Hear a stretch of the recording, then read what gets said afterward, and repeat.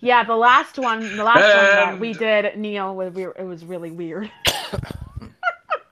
they usually are. Hey, welcome everybody to the Essence of Thought after party. As you just heard, Sassy is with us. He has joined us, and of course, Orange Rhymes with Purple has joined us, or Purple Rhymes with Orange. Sorry, I keep saying that backwards.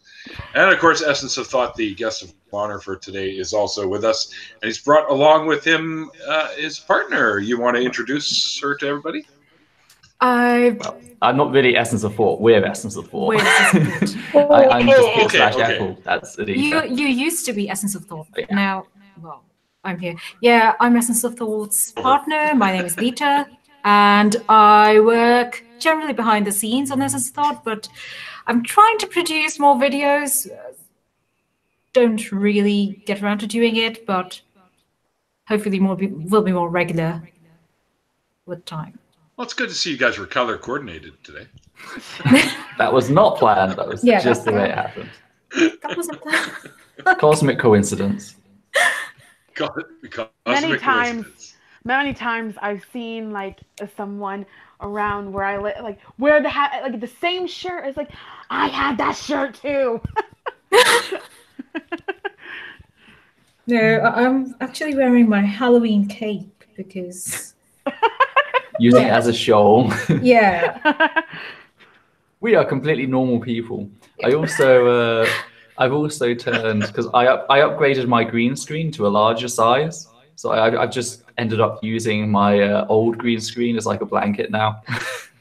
It's just Everyone here can there goes say the that I'm neighborhood. normal. Uh-oh. I'm kidding. Hide you goats, people. I am I not normal. I would never use normal for anyone I call a friend.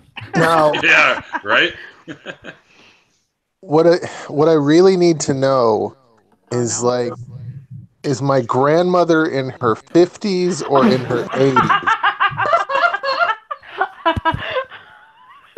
You still going on about that? Yeah. It's a very important question. Theologians have been talking about it for centuries now. You should have brought it up in the chat. You should have brought it up. 80s. I wasn't We'll even going to 80s. go there. I wasn't even going to go there because my grandma's been dead more than 20 years already. Aww. Ooh. Aw. I've See, this lost. one feels pity still. I don't have any grandparents left, so. It's like, Yeah, me Me neither. Yeah. Me either, but I'm older than most of this group. My mother's in her 90s. I don't think you're older than me. Oh, I'm sure. I'm sure. He's older than me, and I'm already ancient. So Yeah, What do actually, you my think he's got to- stepdaughters are older than most of the people in this group. Oh wow. why do you think he's got a dinosaur for a picture? That Oh should my god. Yeah, I'm 54. You're How six. old are you? So he's got 2 70? years on me. So. I'm my By the way, I didn't 70s. realize that was a dinosaur. I thought that was the devil or something. Nah, I'll go with that too. I don't care.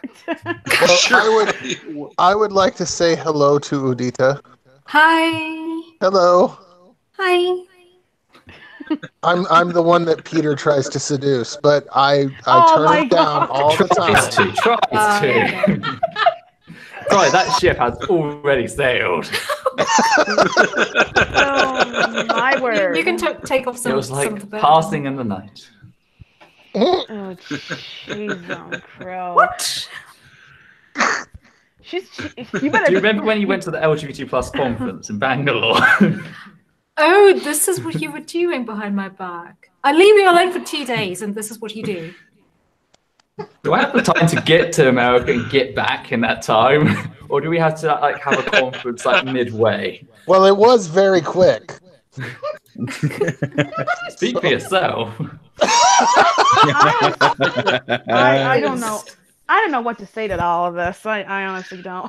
Yeah, me neither. Oh. Actually, I'm sure it was very quick. It's just with the Iowa and everything seems to take forever. Oh man! Oh. Shots fired. Shots fired. Oh. I don't even know where to go from here. Well, so far That's nobody it. has Dream's taken over. any shots at me, so nobody's Okay, taking so- any shots at me. Well, why can't we see Sassy? Oh, some people are not doing video. Oh, okay. Some- Yeah, I don't. I choose to not. Well, I choose to not. Show my face. Other than the little slip up the other day. Yeah, oh yeah, you don't have to bring that up. I've tried forgetting about that. That was that's why before I got on here, I had the lights off. It was a slight mistake. My excuse is actually- I'm too broke to own a camera. Oh, you have an icon. That's okay. Yeah, devil I think my avatar is very perfect. Too sassy for you because I'm very sassy. And everyone here, most of these, Neil and everyone else can back me up on that and because of what I say. Can I plead the fifth? Isn't that what you guys do down there? You're not American. You No, can't be well, pleading the fifth. I am so American. I'm just North American. You. That's not real America. Canada's Yeah. not even a real country anyway. Speaking of America, I heard you dissing America, Neil. Okay, and also Essence of Thought. Who wouldn't? Fuck America. Hey, given the choice, I'm trying to adopt Canada and cut out 12 of the southern states. Hey, fuck you, Purple. I'm in one of those states. Yeah, and we're America- making a suddenly feel refugee small camp in on that. Minnesota for you people who are smart enough to move out of there. But I seriously will move out of America if Trump becomes president again, or it might. No. And go where? I don't know. Canada. North I'll of see the you, border. Neil. Poor Canada. It's going to be influxed by this flow of Americans. These pasty white immigrants taking Yeah. jobs. Neil, They're going to be yeah, building a I'll wall go before too long. If I move to Canada, I'll bring Justin Bieber back. No, you can leave him down there. You don't like your Bieber. He's not a believer. No, Ability. I'm not a believer. I mean, the whole supporting the homophobic church thing, not to mention he's just like terrible to random people, like janitors. Oh, look, there's somebody else. Hi. No, it's But that's Ireland. Ireland. He's just Oh. He's just just decided to just dox lying. himself. I'm afraid Canada won't take me, so I've been working on a plan to get Canada to just annex the upper Midwest, so I'll become Canadian by default.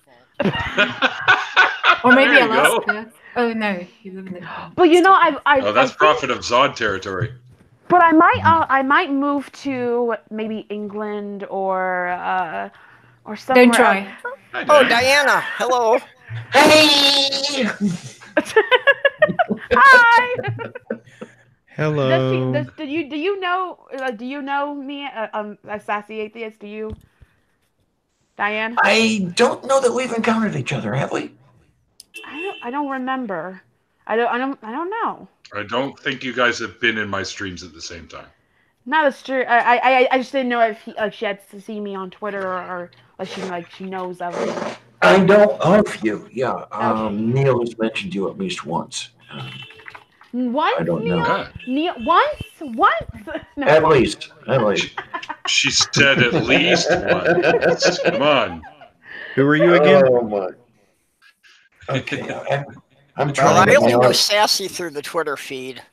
And actually, this is the first time I've No. interacted with Essence of Thought at all. I've watched his stuff, but that's as far as it's gone. Is I my know mic that. working? Yeah. Yeah, there we go. there it Yes, is. your mic is working. It's not Is my mic working? Everything's fine? Yes. Yeah, this is brand new mic and brand new headset here. Yes, So, Ireland. Yes. Look out Okay. now. Fancy. Yes, I'm. Oh, I That's have. what I'm just laughing.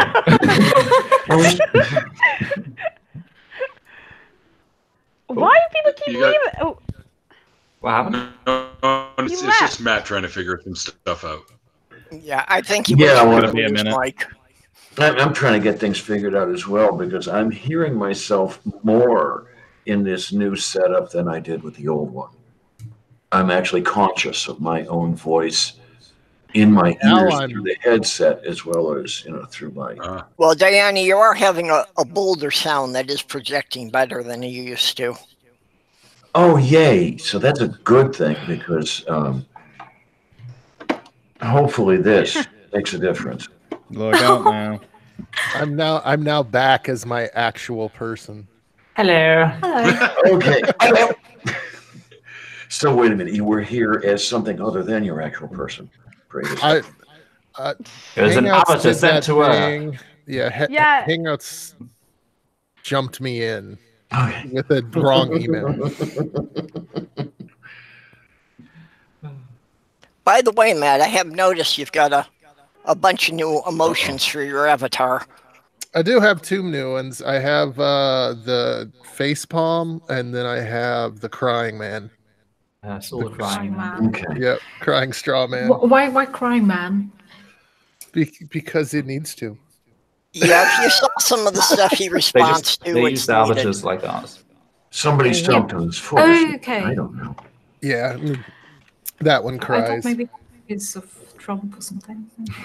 That's a good Well- reason to cry. Yes, it is. We're quite desperate to get out of India, but we're not quite that desperate to try for America. I mean, to be honest, our prime minister is best friends with Trump, so that's like. I've always wanted. I always wanted to go to India. So what's it like there? It depends on where you're going because I can tell you about the house prices. only Delhi. You've lived only in Delhi. I know that, hon. I was just joking. It was just a joke because of the chat. You can go to Goa, but like Goa used to be this expats hub once, like in the 1990s when I was growing up. Just don't go to random islands with fishermen. It's Yeah, not a good don't do idea. that. You'll get shocked. But If But you start what if- approaching if you start approaching the beach and you see angry people with bows and spears standing there, go the other way. Run away! Just run. Okay, now I'm But starting. I what don't if know they need to hear about Jesus? yeah, what if God told me to go there? Won't He protect me? He's probably just calling you to himself. Apparently not. Oh, Jesus is as good as protecting you as a hole riddled condom.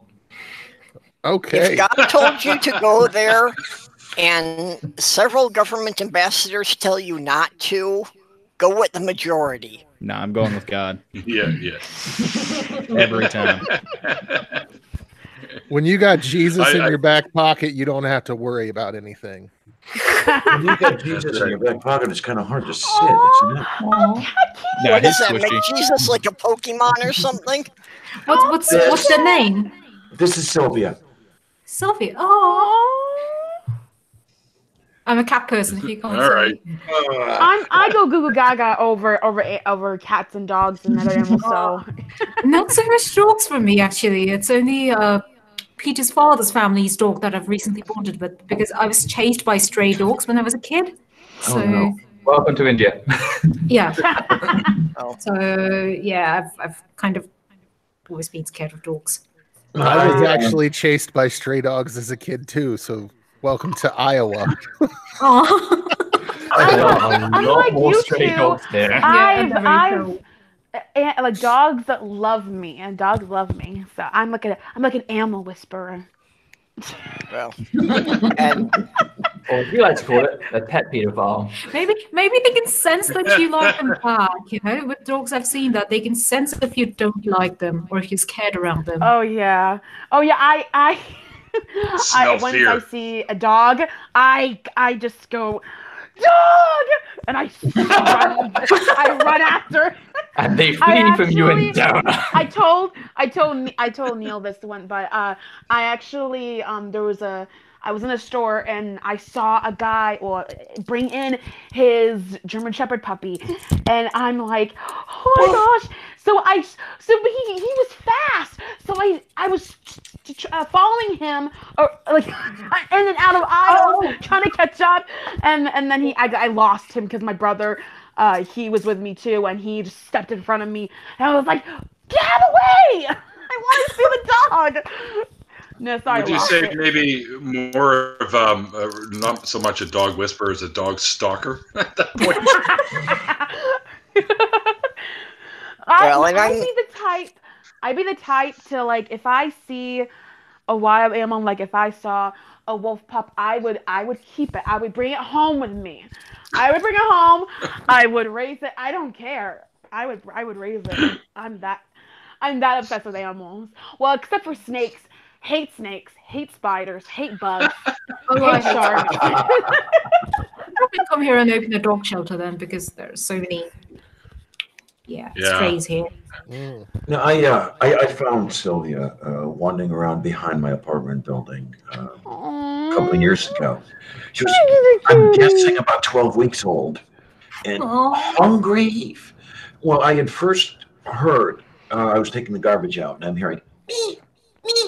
And I'm looking around. I'm not seeing anything. And finally, in the car, I see a little bit of a shadow, but I can't get to the shadow. And okay, well, I go back home. And a couple of days later, I'm back out there, and there's this little kitten wandering around. And I'm thinking, okay, do I? Don't I? Do I? Don't I? Oh, yes. Ran into the grabbed the can and got my way out, set it down. She shoves her face in it like she hasn't eaten for a week and probably hadn't eaten for a while. So I managed to pick the can up and carry the whole unit into the apartment. And I guess she kind of likes it here. How long ago was this? Say again, please. How long ago was this? This was August of 2016. Okay, so it's been 3 years.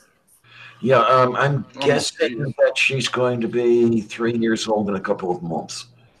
I'm guessing late May is her birthday. With the door here, I'll have the door open, and this is how I know she likes it here, I guess. She looks at the open door. She looks at me. Looks at the open door. Hey, human, the door's open. You might want to close it. Okay. I'm supposed to. I'm supposed to ask if they put flea powder on their animal before I pet it, because I'm allergic to it, and if the next time I get in contact with flea powder, I will end up back in the hospital. I would end up in the hospital because the first time I came in contact, my throat burned, my face blew up like a blowfish. Oh no! It was not fun. It was not. Hey, it's not funny, Neil. It's not funny, Neil. Is that anything like anaphylaxis, or is that another? Is that a histamine? I don't know. I don't know what is. I don't know what I'm. Particularly in the flea powder that I'm allergic to. I just know I'm allergic to flea powder. And I was told to stay away from it, or I would end up back in the hospital. Yeah. So it sounds like an anaphylactic response from inhaling it.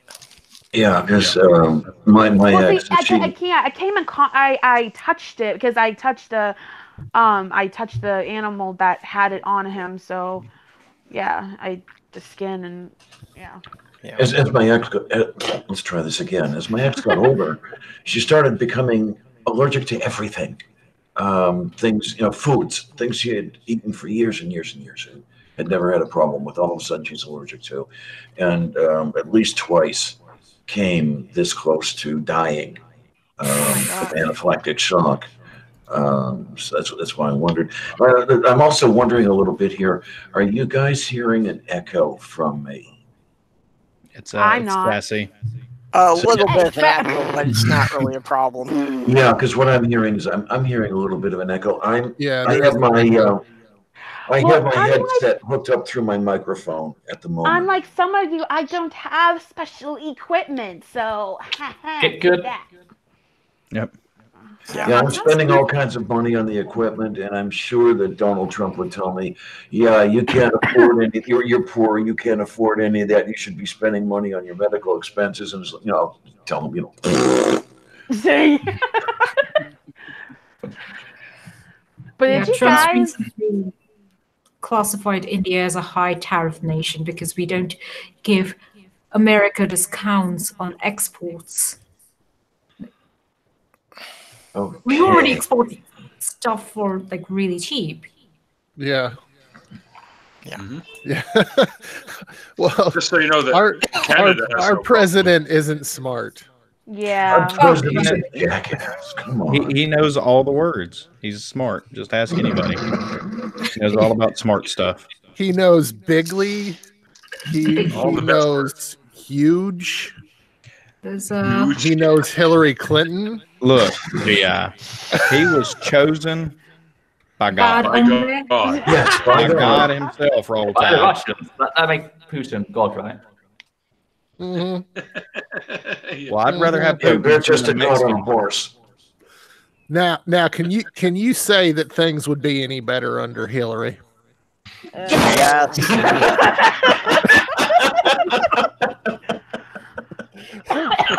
I can say that things would be definitively better with a rabid raccoon in the position.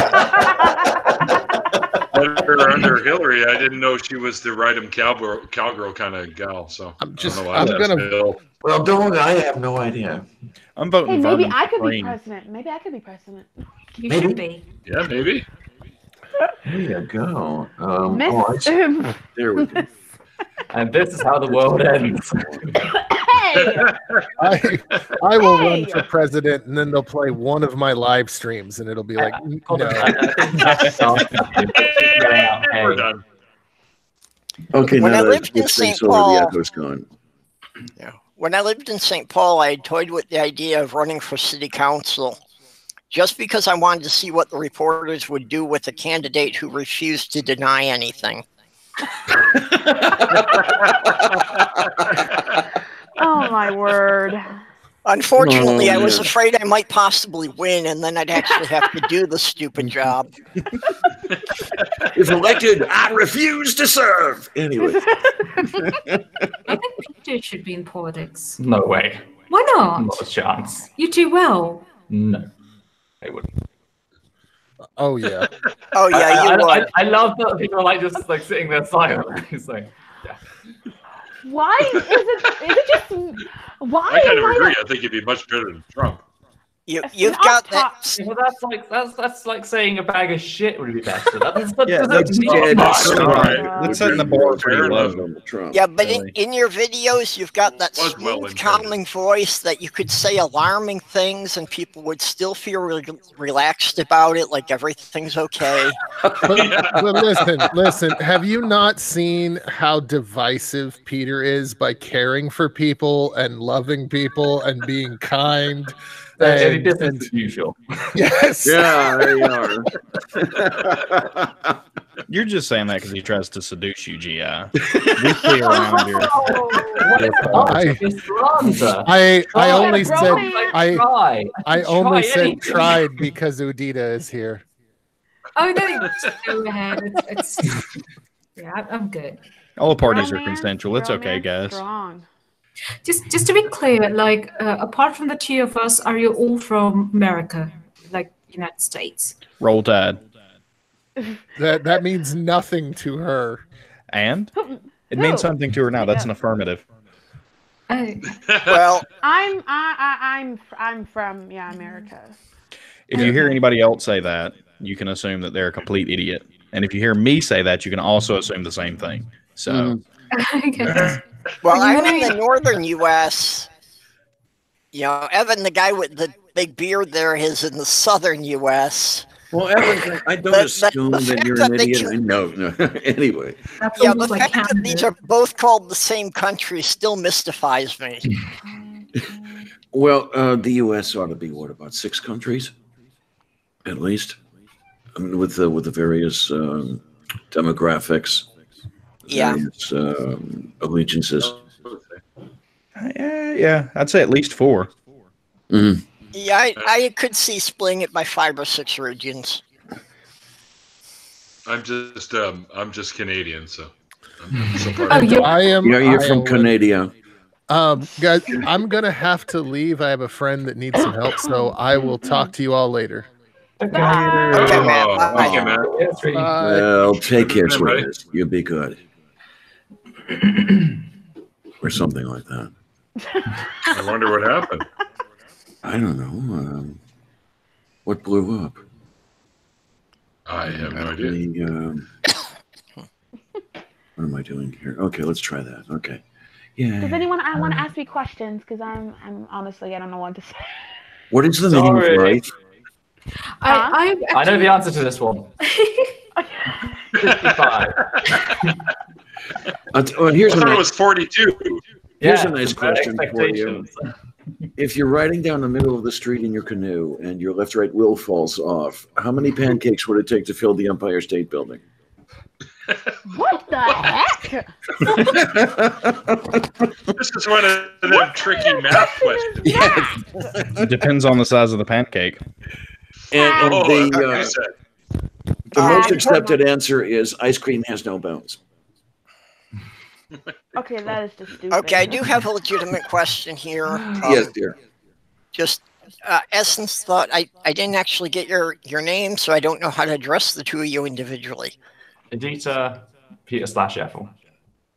Okay, Peter. Okay. That was the question. Okay. I want to make sure I've got people straight here. I'll just write down my name because Purple. I'm horrible with names. Purple, that word came out of your mouth again. That really, really bad word. That word straight. No, we're not going to have that word. Not while I'm here. On that as well. Actually, Diana, you would have loved it. I used to have a T-shirt with the U-turn sign that said "straight as an arrow." Oh my word. Oh yeah. Is that actually a thing, really? Oh yeah, that was printed up for a bisexual conference I went to. Okay. Yeah, I Hey want. guys, have any of you heard of Girl Defined and Matt Powell? Oh, I've heard. Oh that. yes. Oh, I have. Yes. Hey, there's that migraine coming back. Yeah. okay, what's the story here? God defines a very conservative Christian who does online self-help sort of videos for like dating advice and stuff like this. Is that like Ascension Presents? I don't know.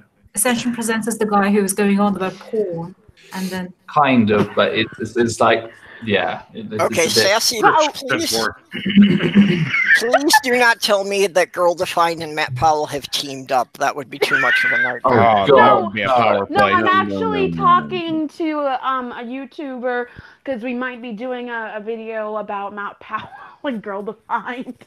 I've just starved Matt Powell now. I was I can't stand his voice. Him at the start, and I just stopped. Yeah, no, I mean, it's one of those things. Like, he got too much attention because that was his goal, right? I mean, from the very get-go, the only reason that you would say those terribly, it's like the Steven Anderson thing.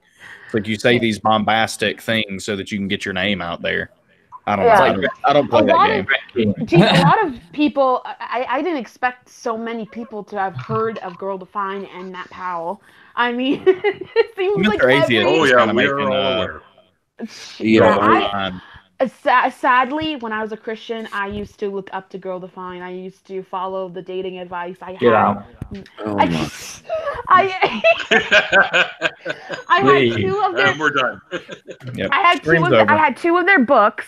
And they can write. You now wear the sieve of shame. No, wait, books. They can write. And, that's what my question was. Wait, hold on. They had to be a ghostwriter. A YouTuber named Rise to Raise. He and I did a video about where Girl Defined, Bethany, one of the sisters, she had a list of 136 questions to ask in a relationship, and I in the video I was asking the questions, and oh my gosh, you guys, the questions were what kind of questions were they? Yeah, let's hear some samples. I'm gonna go to the. Hold on, give me a second. I'm gonna. Well, just a couple of hours ago, Mr. Atheist did a a video where he's reading their book.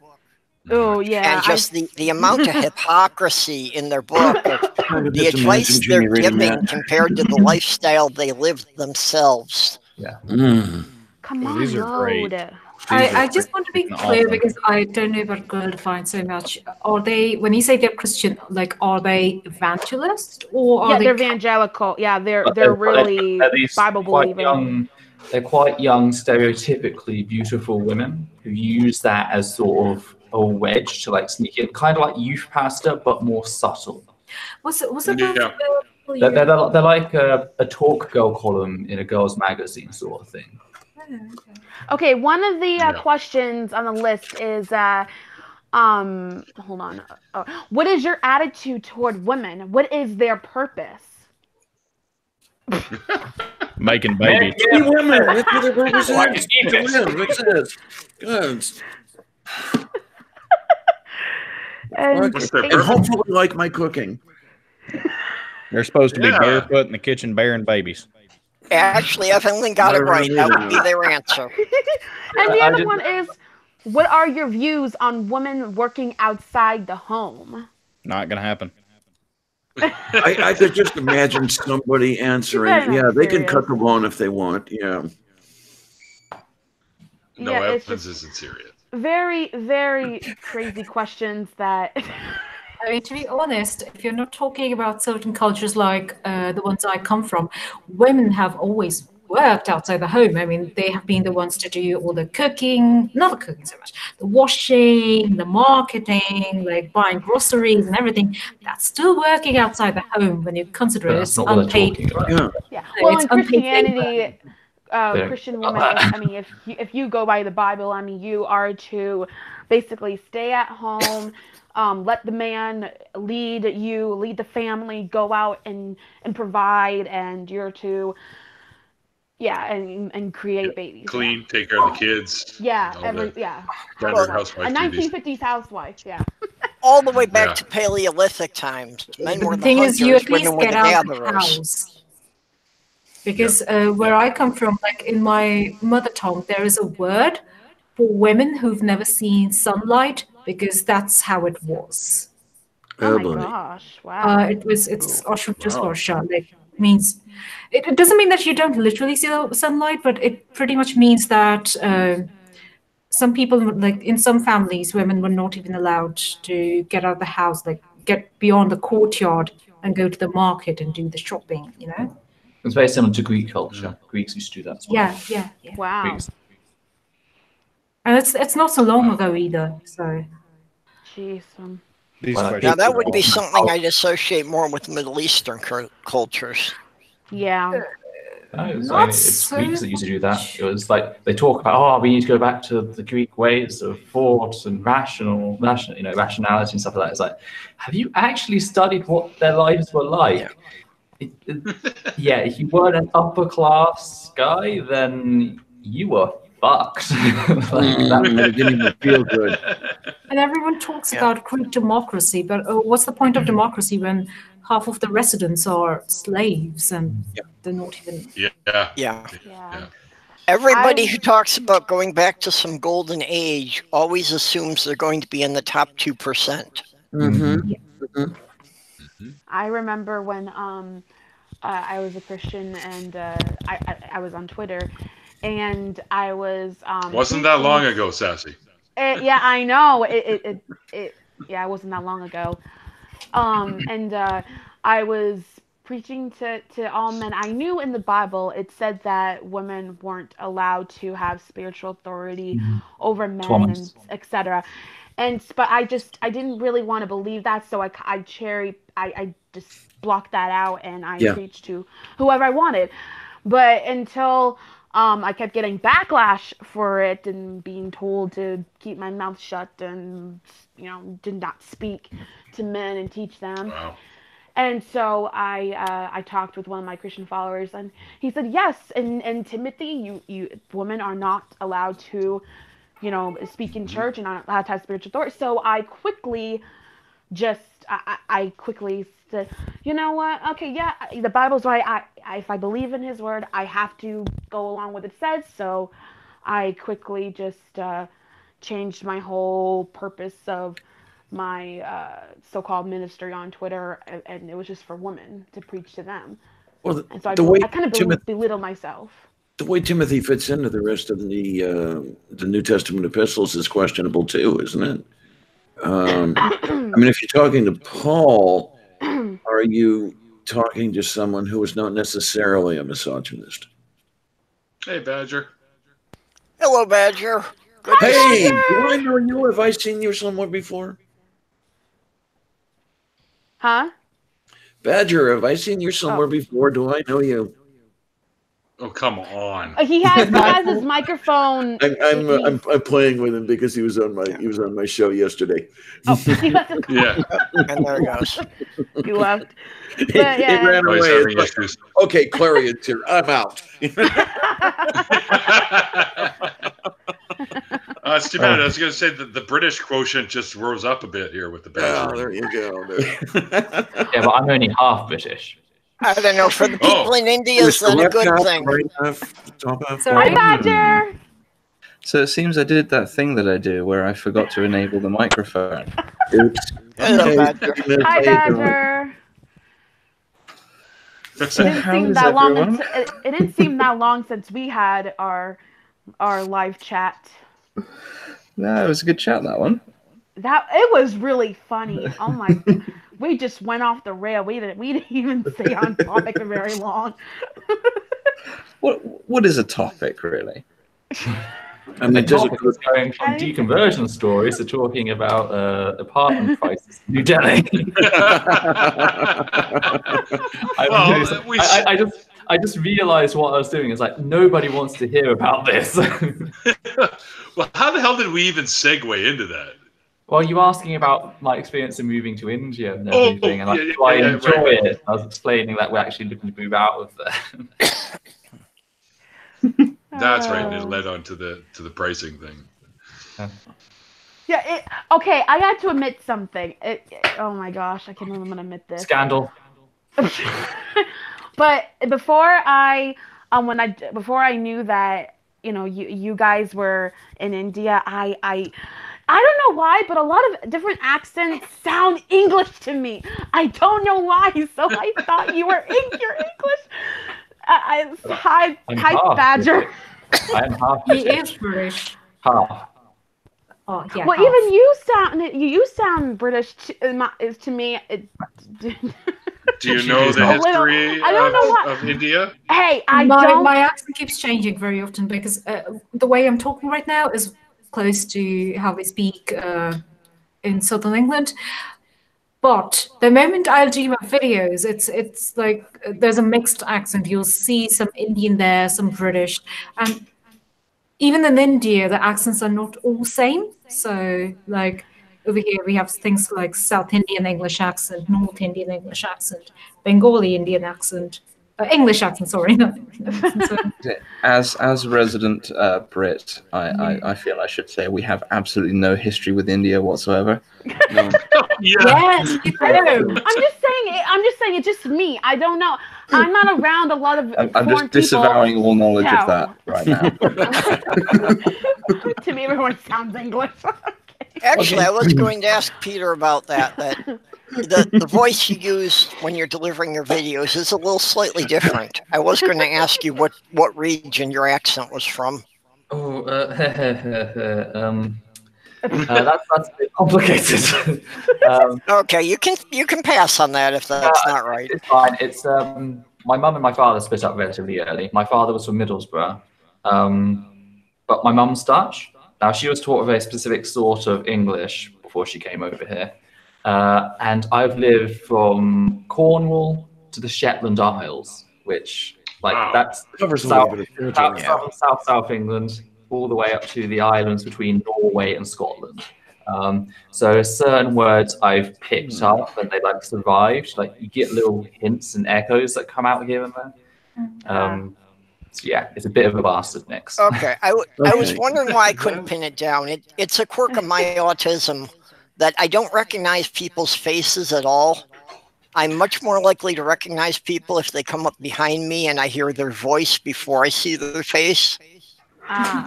Cool. Yeah, there's some people like that. Yeah. Where would you say you picked up most of your accenty bits from? Or It's from my mother. It's her English that I've picked up mostly. She is the one that I spent most of the time around. So that's why it's very, it's clinical, but it's not entirely clinical sort of thing. I mean, you wouldn't know she's Dutch the way she speaks English. And she's been in the UK now longer than she was living in the Netherlands growing up. Wow. And now she started saying that very often she thinks in English now. So yeah, I know how to speak. I know how to speak a little Chinese. Mandarin, you mean? Because China has. Yeah, Mandarin. Yeah. That's like saying you know how to speak Indian. Do not say you know how to speak Yeah, Indian. don't say. You get looked at. Like the number of times I've heard stories of people like, in Europe, you've got in different countries. Most Indians who historically stayed there are from the Tamil community, and Tamils are from down south. And down south, Hindi, like they have this resistance towards Hindi, understandably. I've heard so many times of North Indians who've been stranded on airports, and maybe the airport's officials they need an Indian to communicate with this person who is like another Indian but doesn't speak English, only to realize that they speak no languages in common. So it's like I meant Mandarin. Sorry. I meant Mandarin. it's like someone from the south of England trying to speak to someone from Scotland.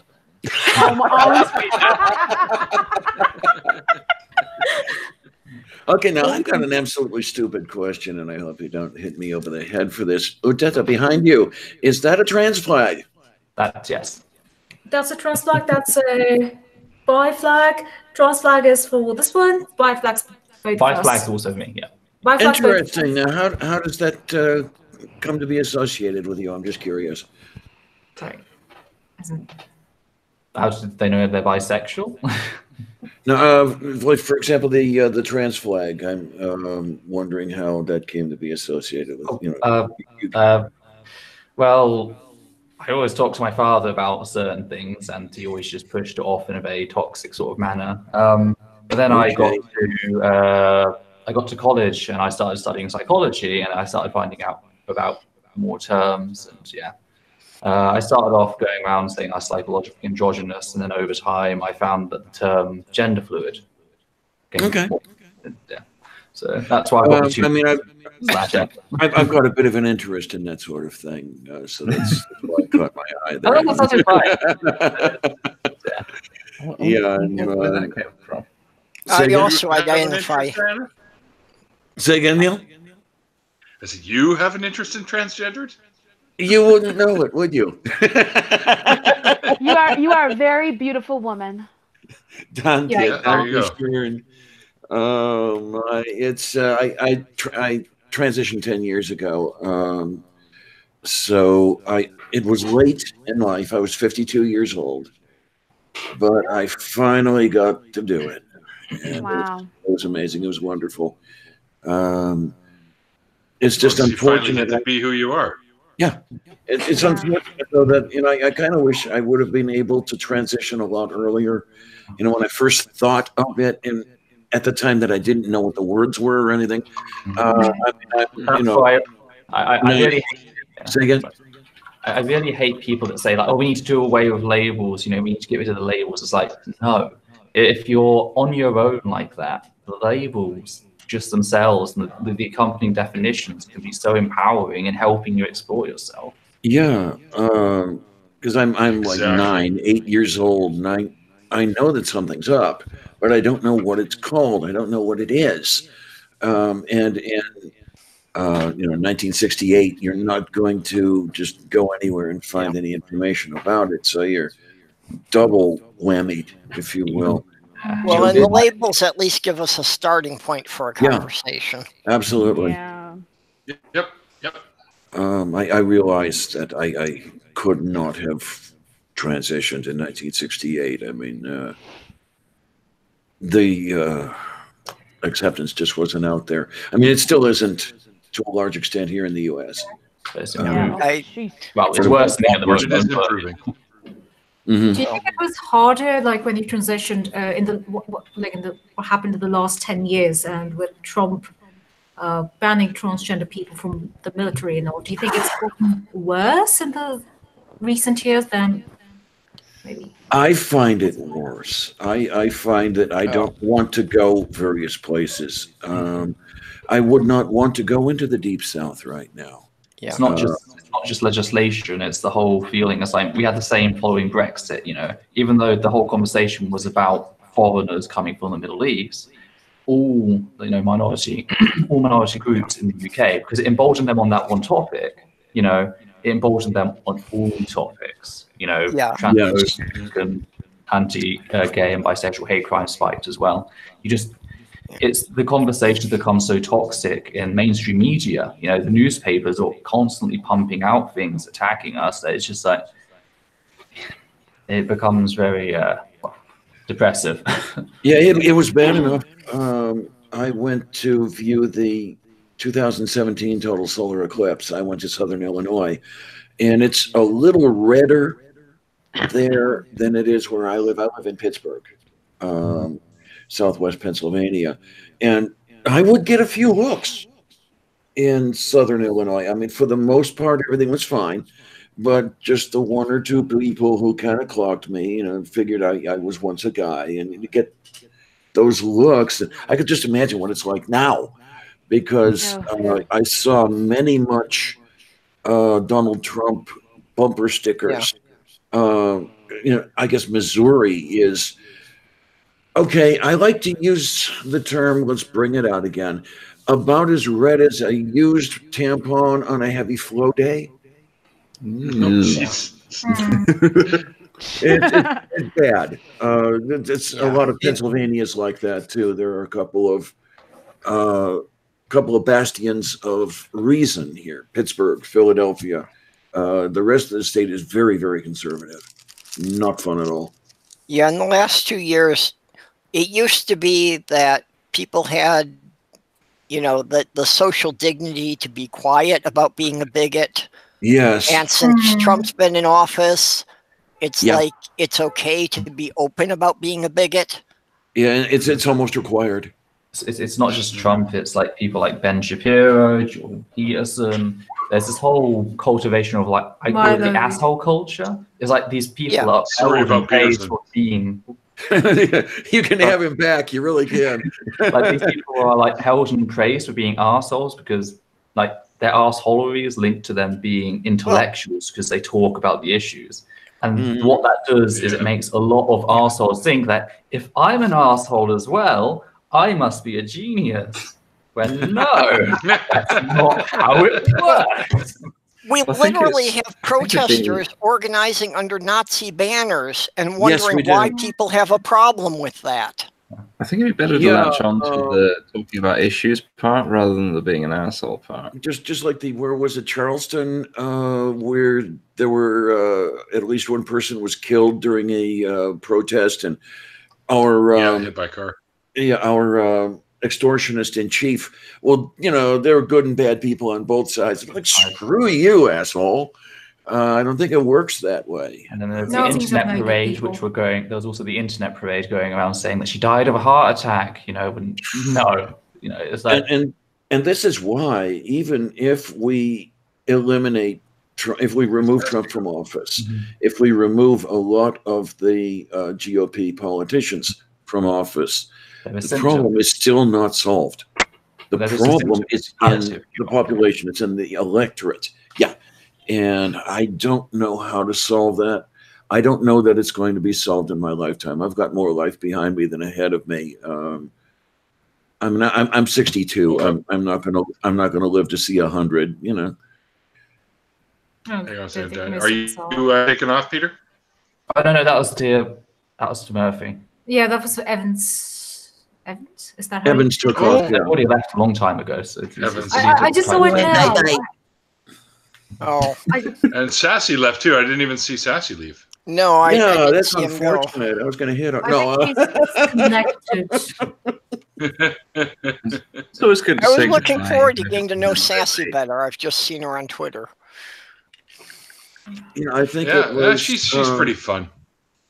Yeah. I don't know if I first found out about her through you, Neil, or through you, Badger. Saw the name out there, and could have been either. I did slightly poach I did slightly poach doing an interview first from you there, Neil. Mm-hmm. Yeah, I know. I know. I know Badger did an interview with her, but somehow that's gotten lost in my feed. I haven't had a chance to watch that one yet. I've done 2 though now. Well, everything gets lost in my feed. Last I checked, I was subscribed to nearly 400 channels. Yeah. So, just try to find something. It's all sorts of fun. Well, I've also noticed now on YouTube that the hide feature does not work anymore. That it used to be I could hide the stuff I'd already watched, so the stuff I hadn't watched would be up on top. And it's like, I'll hide something, and I refresh, and it comes right back. YouTube's busily breaking everything again. Yeah. So I don't know. They've been broken for ages. They're just finding all the bits that weren't broken and now making them broken. Yeah, the whole creator studio thing is going down the toilet as well, and it's not fun at all. I haven't even messed with that yet. Because Bubba was gonna. Well, Bubba had me on his show, and at the very last minute, YouTube had changed the creator studio, and all of a sudden he couldn't get to the live event, and it's like, help! So it took a few minutes there to manage to get him on, and I don't know what the hell's going to happen. Oh, shoot, I'd better check if that's working for my channel. Yeah, I was about to start that midnight conference thing. And oh, right. Yeah, DM me when you've got that going, because I want to be around for that if you don't mind. I'd love to be part of it. If you're willing to stay up for it. Messages. Hey, I do movie night, so I'm practiced at this. I don't know if anybody here who does not know about movie night. This is Science Strike Force. I've heard of it, but I've never actually seen one. We have a panel. We will review some of the stupidest videos that are out on YouTube. A lot of flat earthers, a lot of geocentrists, creationists, you name it.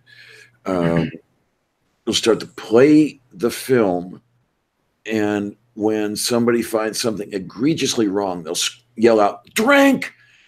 And while everyone's imbibing their favorite beverage, one by one, each of us explains why we think this is egregiously horrible. Cy calls it a drinking show with a science problem, which I really liked it. But the darn thing is, a video might be 40 minutes long, and it'll take us 5 hours to review it. It's beautiful. Oh, jeez.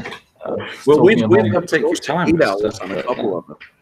Talking along videos, I'm not looking forward to one I've got to go through in full. It's where Sam Harris on Joe Rogan's show. Oh no, this is going to be really fun. Okay. This is the one where he says that trans people and gay people are incompatible ideologically. I've got to go and look at this one. I didn't know that was out there. There's a lot of transphobic shit. Like Joe Rogan just goes on a warpath, and like Sam Harris is just smiling, laughing along to it, and says absolutely nothing. So I take it Rogan doesn't. Wow. Rogan doesn't like us very much. No, Rogan hates us. Okay. So, and Sam Harris doesn't seem to think that's an issue. He completely justifies what he tries. I'd like to have a talk with him too. Yeah. It's kind of depressing. That kind of doesn't seem like that's the way Harris would be. I'll send you the timestamp thing. I'm working on it, so I'd appreciate if you let me get out a video quickly. But yeah. Sure. He's not hugely big on sort of loud confrontations from what I've seen. Coffee while we're at it here. So it might be that he's not saying things that. No, but that's the thing. Like Joe Rogan brings in the topic and says this. I haven't seen it, so I can't really comment. And what it is, they say that this man self-declared lesbian and misgenders someone horribly, has replaced someone on an LGBT plus panel, and then stops, turns to Sam Harris, and Sam Harris then goes on to say, yes, it's completely right. It's the gay ideology is completely incompatible with the trans ideology, because when you enter trans people, sexuality goes down the basin, and yeah. That's ridiculous. So yeah. Yeah, I'm planning on setting 7 sticks of dynamite under that. So no, I watched part of it because like a person notified me of it. So I watched like part of it, but I just had to stop because I had so much else to prepare with other stuff. So but yeah. Fun days. Too angry. I completely killed the conversation. I am sorry. I don't mean to down everything. I was just thinking to myself, I actually like listening to Joe Rogan. I'm not so much sure that I really want to continue listening to him if that's the kind of. It's Joe Rogan. Well, he might have something useful to say on other topics. It's Joe Rogan, I think. Yeah. But I definitely don't agree with him on this one. It's a powerful JRE. Powerful JRE. Yeah, Joe Rogan Experience, yeah. Yeah. It's got that picture of him all smiley. First thing is just to wait until I get the video out, and then you can see what was said, because I'll always reference the whole video as well, so you can always check that nothing's taken out of context. And so, yeah. Yeah, having listened to that particular podcast yet, anyways. So I listened to a couple of the other ones where he's had It's Joe Rogan 1241. I can get you the timestamps if you want to go ahead and check it. Harris. So I'm checking my my Google Note. It starts. Oh, I haven't saved. Okay, I've got it on here. Sorry, 1 second. Keep talking. I'll get it back to you in a bit. Oh no, I can fully wait until your video's up. Because that way I get to enjoy watching that, and then I can figure it from there. Okay, yeah. Just I could go and check it out. Yeah. Where'd Dana go? Oh, she's grabbing a coffee. Right. I completely down. It just seems I've heard Rogan go on about other things where he's supportive and stuff. It never occurred to me that he wouldn't. He hates trans people. Be supportive of the LGBT. Really? Yeah, it's even one of the noted things of his history that it presents it as, oh, he has issues with trans people, but it's not. It's just vicious misgendering and pseudoscience. And just because you're LGBTQ doesn't mean you are necessarily a transgender, you're an ally to the transgender community. Oh, right, no, definitely. Sure. I have run into quite a few lesbians, as a matter of fact, who don't like us trans folk at all. The TERFs who hijacked last year's London Pride were lesbian TERFs. Yeah, and I did a show on that one. That was very interesting. It was going into that whole lesbian erasure thing. It's absolutely disgusting, because when you look at the way they talk about trans men, they talk about trans men the same way cis guys talk about cis heterosexual guys talk about lesbians. Yeah. They talk about it in the sense of reducing their dating pool. It's such a shame that these lesbians are becoming trans men. And it's okay, that's just. How is that any different to when cis heterosexual guys go, oh, it's a shame that you're a lesbian, I mean, I've been bullied by lesbians for dating Peter, so. Well, there's more to it than that. It's the same fight we keep going through over and over. Because back in the 1980s, the gays and lesbians didn't really want to include the bisexuals in their community. Yeah. Right. Yes. That's right, too. There's also the revisionism around Stonewall with trans people as well. So, it'd be great if people would just let other people do their own thing, wouldn't it? Yeah. That would be ideal, but of course we know that'll never fucking happen. I mean, hey, this thing that I do doesn't affect you at all. Would you mind just not poking your nose at it? But it's also like I've been following the whole thing with Graham Linehan, who is the writer of IT Crowd and Father Ted, Yeah. and like he actually goes out and attacks numerous well-known lesbians, telling them that they're not lesbians because they're inclusive of trans women, and it's really. And there we have Sam Harris and Joe Rogan as well. It's just like. Yeah, I don't feel I'm making any progress, but I've spent decades promoting this idea of why don't we just try to treat everybody equally, regardless of what pigeonhole society stuffs them in.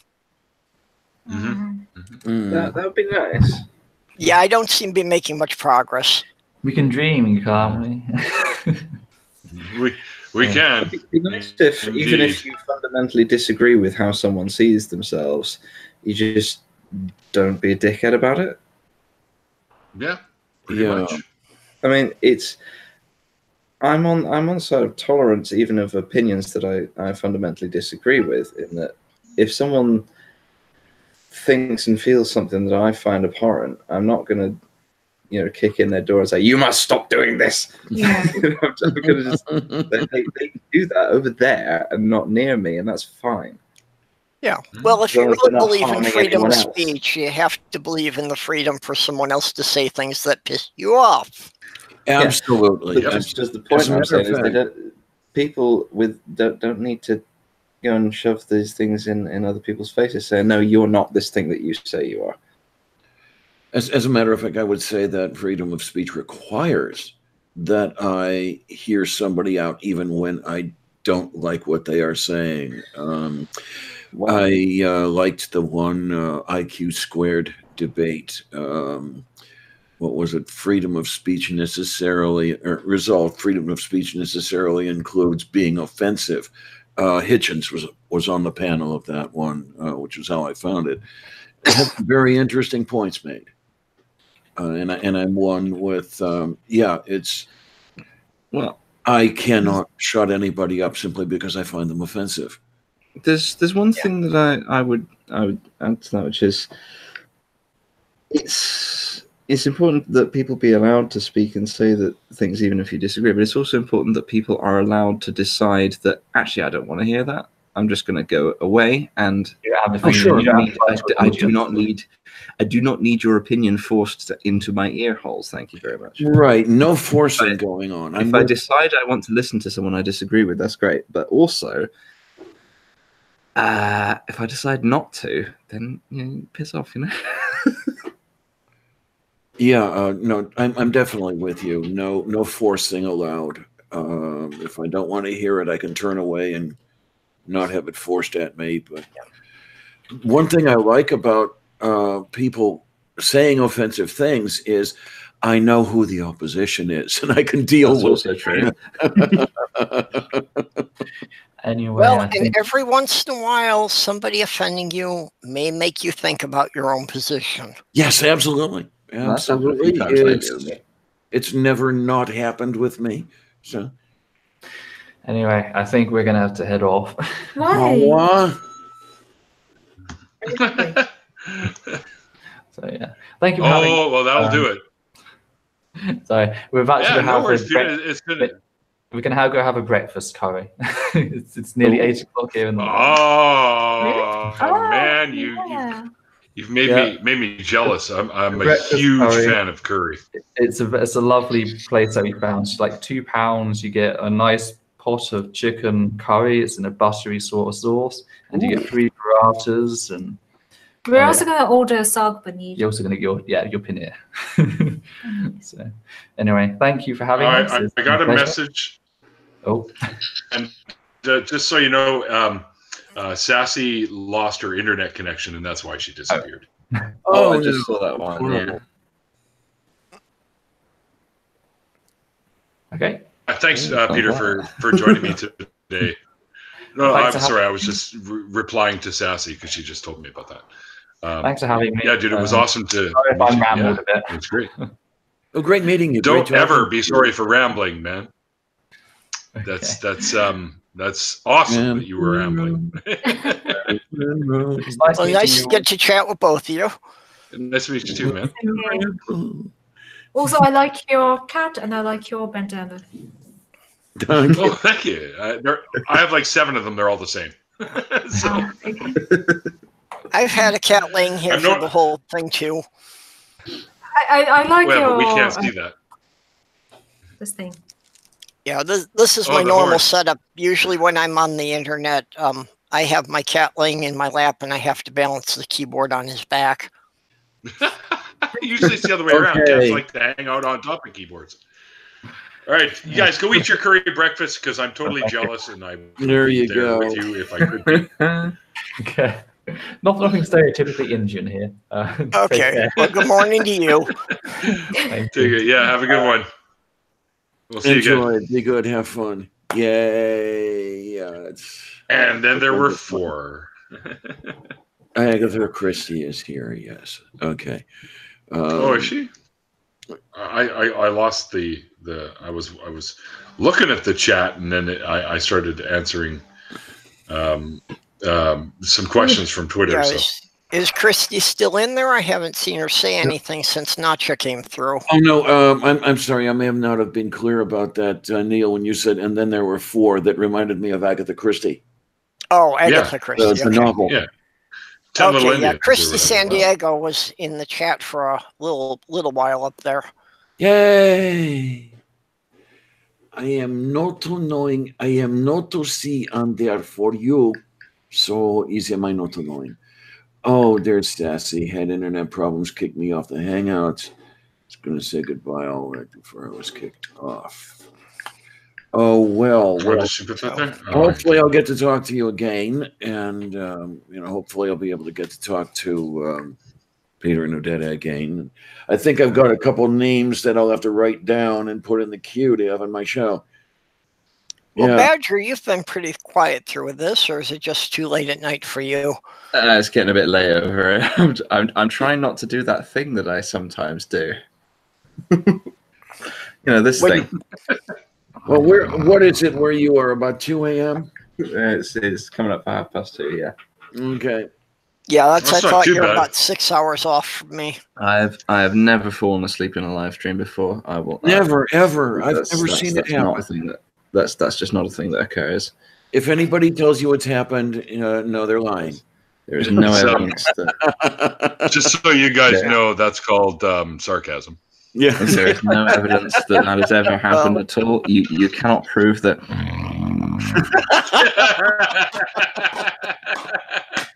Well, that's I was. You can't prove that that's happened. I've been putting together, starting up a late night chat, and you're certainly welcome to it. But I thought it'd be kind of late for you because at the hour I'm doing it, it's like the Australians are the only ones who should be awake. I've just kind of collected a group of chronic insomniacs. Well, I might be able to make it at some point if I'm getting up early. But yeah, it would be like 6 o'clock in the morning for you that we'd be starting. I'm sometimes still up. Let him get a couple hours sleep in. Get a nap in, Badger, then you can jump in. Yeah, there you go. And it's this is going to be fun if I end up on there a lot because I'm not very good at random shifts, so I'm going to have a lot of work to do to get my wake sleep working. But it'll be worth it. I have no sleep schedule. My body just doesn't run on a 24-hour clock, so. Yeah. For me, it's completely random what night I'm going to be up, how late. Mine seems to be at the moment, if I need to get up the next day in the morning, then I will. But other than that, I'll be up all night. Well, at the times when I've had nothing to set a schedule, I've come to the conclusion that I run on something like a 33-hour clock. And it takes a long time for that to ever come back into sync. Mm. Yeah, I'm just one of these. I'm one of these antisocial badgers that I'm kind of. It's just would you rather be awake during the day when the sun is shining, nature is blooming, and everyone's out doing stuff, or at night when nobody wants anything from you? Right. Okay. Yep. Sometimes it's a tough call. My most productive time is from midnight to sunrise because no one interrupts me. Yep, I know exactly what you mean there.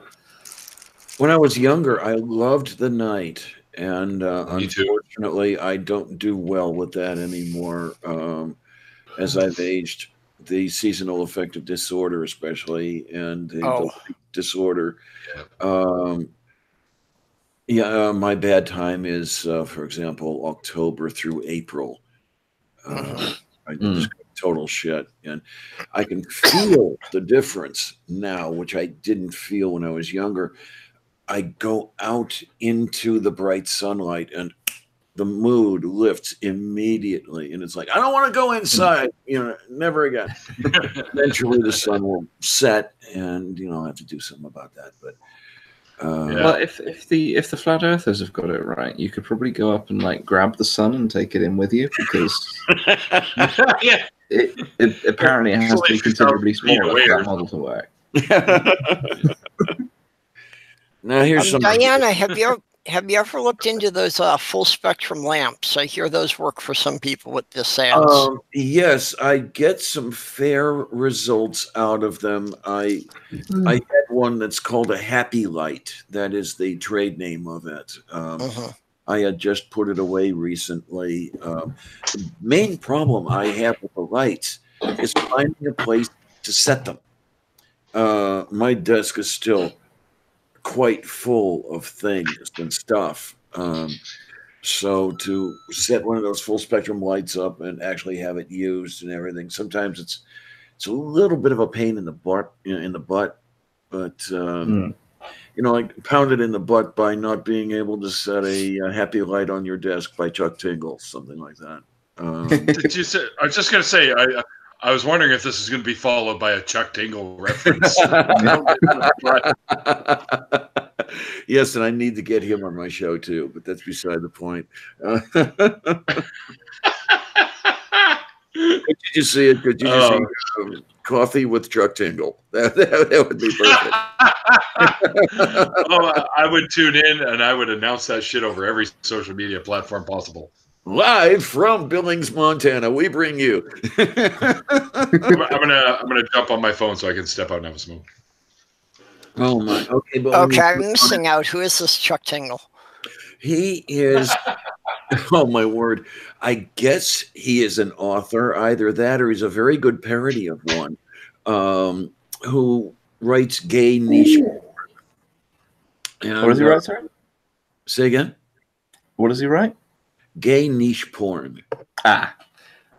He's got I was yawning and managed to miss what you said. Could you just say it once more, just to make sure we got it? He's got an Amazon book site. Oh my word! Title after title after title after title, and sometimes I wonder if he is actually writing anything in between the covers of the books, or if he's just writing titles, because they will come hard on the heels of each other. He might write one, and then a day and a half later, there's another one, and 10 days later, there's another one. And the titles lately, anyway, have all been like pounded in the butt by this, or I am going to look up. Oh man, okay. Let's see here. Oh, I don't know him specifically, but I know the type of author. I'm just going to look something up because there's a book that I saw a while ago. All right, let's see if the novels and stuff here we have the titles. All right. Here we go. What's he called? He calls himself Chuck Tingle. Chuck Tingle. Okay, we'll start with some of the 2018 titles that pounded in the butt by the sentient physical manifestation of Valentine's Day. Files, the case of Sweeter. My handsome bike is a doctor and he pounds my butt. In the butt by the handsome sentient manifestation of traffic who is a bad boy. Pounded in the butt by my podcast. Night Vale presents Pounded in the Butt by my podcast with Chuck Tingle. And then there are a couple of them right at the end of the year, which I dearly, dearly love. Okay, the last three of them. We have the fear of the unknown gives my butt pause, but then I realize how powerful and unique I am, and we pound enthusiastically. Followed by not pounded in the butt by anything, and that's okay. And the last title of 2018 was not pounded in the butt by my book, not pounded in the butt by anything, and that's okay. And that's okay. I have to wonder if it's just the titles that this guy is writing, because they're brilliant. I love it. Just a minute. He's got one here called "Not Pounded at the Last Second" because consent can be given and revoked at any moment. And hang on, the text is getting smaller. And this is a wonderful thing that's important to understand. And there's a picture of a large muscular man with like a hairy ape man behind him. Oh, good. Where is this on the Amazon site? Yeah. I'm on the Wikipedia site here. Well, you know, why bother actually writing the books? On Amazon, the title is what sells anyway. Yeah. And some of these, what do we have here? Okay, in 2018, the dates of publication. We have January 18th, January 19th, February 2nd, February 8th, February 19th, February 25th. We have a few more dates in there close in. And sounds like basically a book a week. Yeah, and then in May, he's a quick writer. In May, we have May 14th, May 15th, May 21, 23, 24, 25, 26, and 27. Oh. I mean, this guy's pounding them. Whether it be in the butt or not, you know. We have a few. What do we? Oh, these are the wonderful books we've got here. The weekday books. Tuesday pounds me in the butt. Wednesday pounds me in the butt. Thursday pounds me in the butt. I have to wonder if these were the days of the week on which he published those books. Oh, God. I love this one. I love it. I love it. I love it. I love it. Pounded in the butt by my reluctance to buy a humble bundle featuring stories with gay characters, as though that has some kind of bearing on my own sexuality or the quality of the product, then eventually realizing it's pretty good and I'm fine. The longest title ever. It actually goes on to a second line on this listing here. And it's a humble bundle. Exclusive, by the way. It was published July 2nd, 2018. Oh, God. Okay, while I was looking for that, there's something that I saw a while ago, but I've just rediscovered as a thing, that steampunk erotic fiction is an entire genre. Oh, yeah. Oh, yeah. My word. I've just sort of rediscovered that this is a thing with such titles as Lust Plague, Steampunk Chronicles #2, and Okay. Chronicles Iron #2. Dominance. That's fucking fantastic. Well, that doesn't surprise me at all. I mean, the whole essence of steampunk is like Victorian England and science fiction. So I can see how the romantic part of Victorian England lends itself very well to erotica. Okay, yeah. As someone who does the odd bit of roleplay from time to time, yeah, I can tell you that can happen.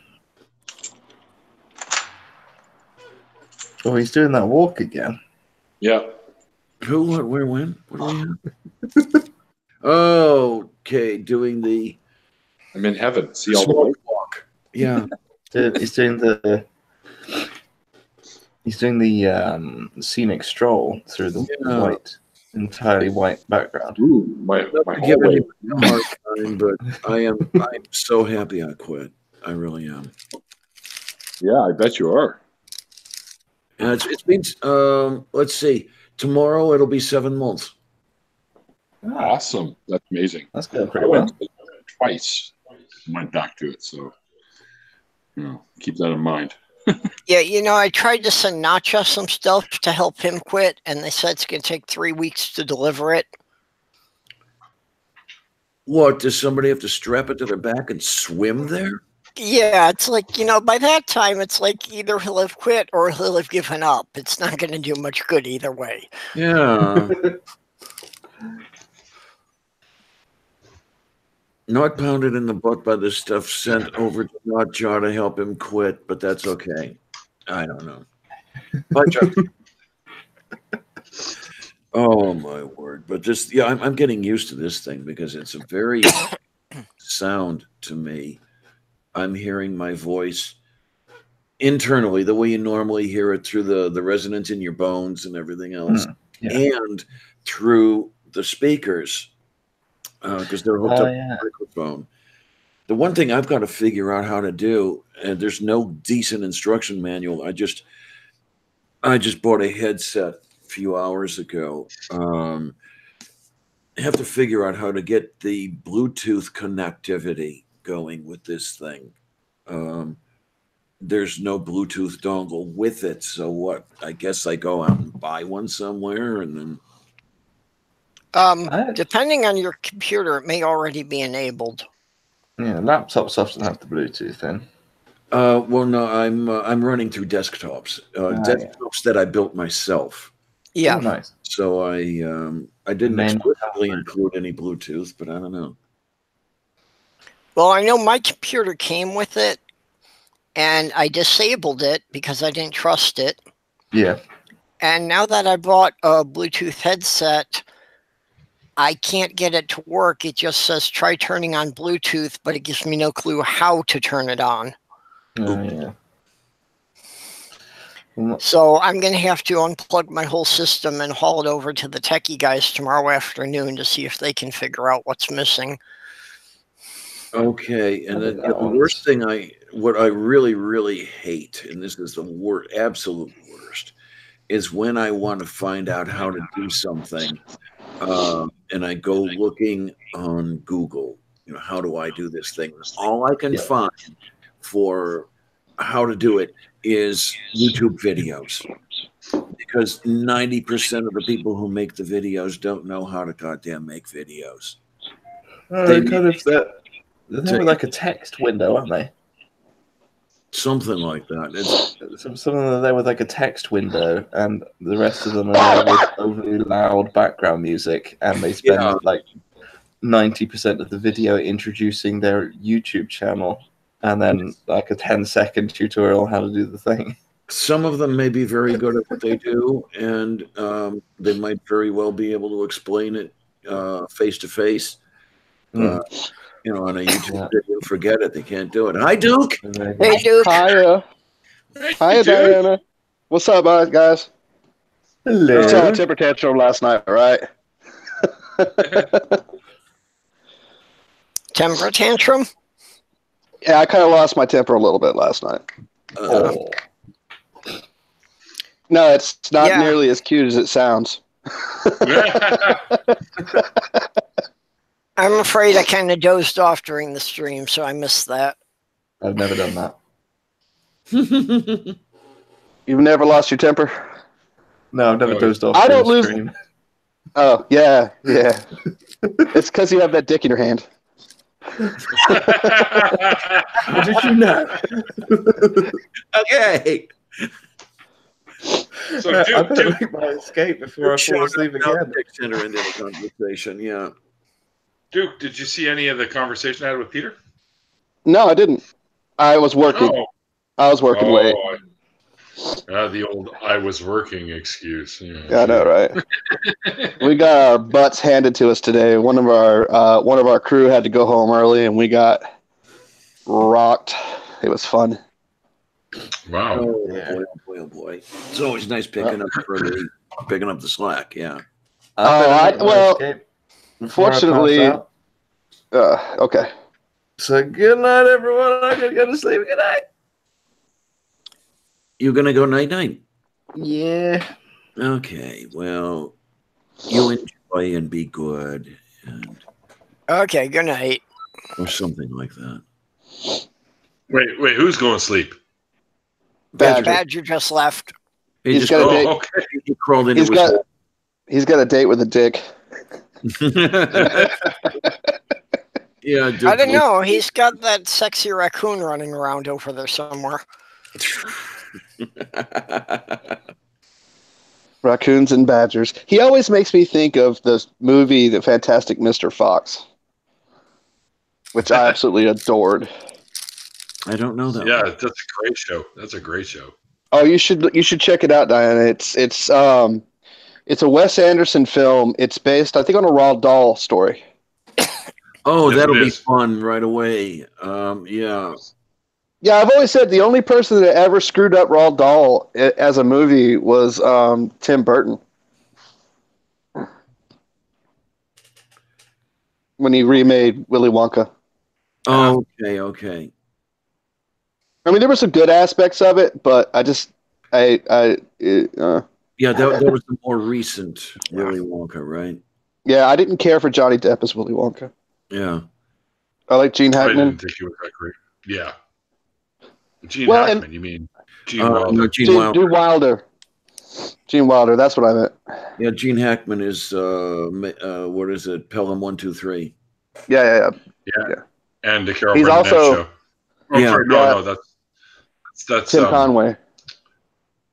No, not Tim Conway. Harvey Korman, I was thinking for some stupid reason. Yeah, no. Don't ask. Gene Hackman is great. You know, he's actually I think he was a Marine, and like I read a story, like he was in his 70s or something, 60s, I don't remember, but he was in New York. These guys cut him off. These 4 guys jumped out of the car, and he ended up getting out and beating them all up. And he's like, "I got to quit doing that. I'm too old." Okay, now is this an actual thing that actually happened? I read an article. An article somewhere about it. There have been some of the stories, for example, Fred Rogers was allegedly a Marine and tattooed up on one side, down the other on his arms, and that's why sweaters. And none of that is true. He was in the Air Force, wasn't he? Oh man, or the Navy? I forget. Let me find. It'll probably have it in the font of all knowledge. Yeah, and I'm not saying that story is 100% true. I remember reading it somewhere, and it was in a legitimate place. It wasn't like the Inquirer or something. Okay, early life. Here we go.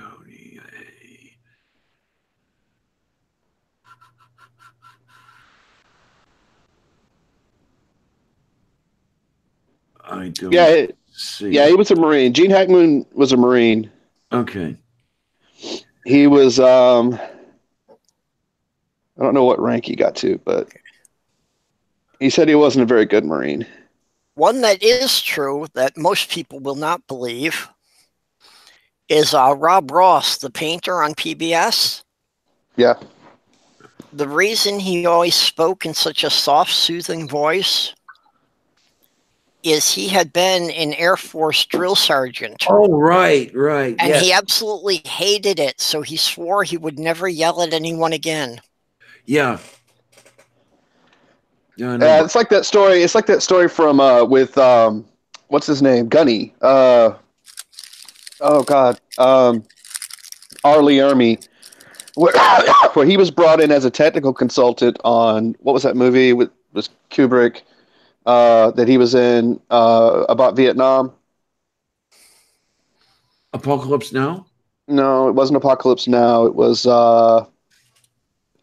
Oh God, it's like one of the most. He's like famous for it. It was what made him famous, but he was brought in as like a trainer to train the actor. And Kubrick saw him for a few minutes. And was like, "No, you're the actor.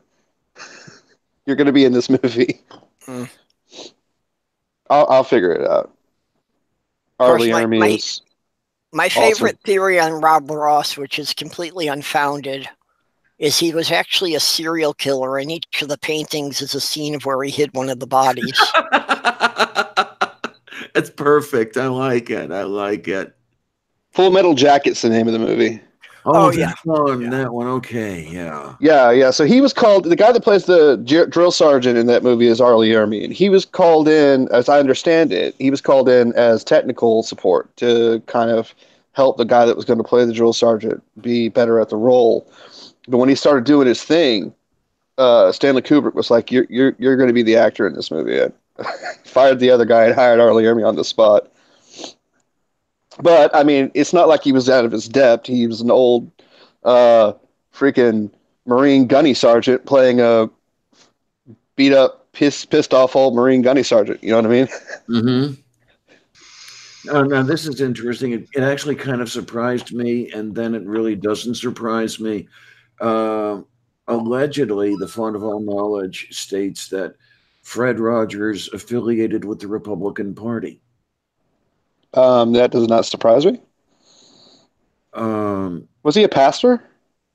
Yeah, if I remember correctly, he was. Yes, he was an ordained minister. He graduated from Pittsburgh Theological Seminary and was an ordained minister of the United Presbyterian Church.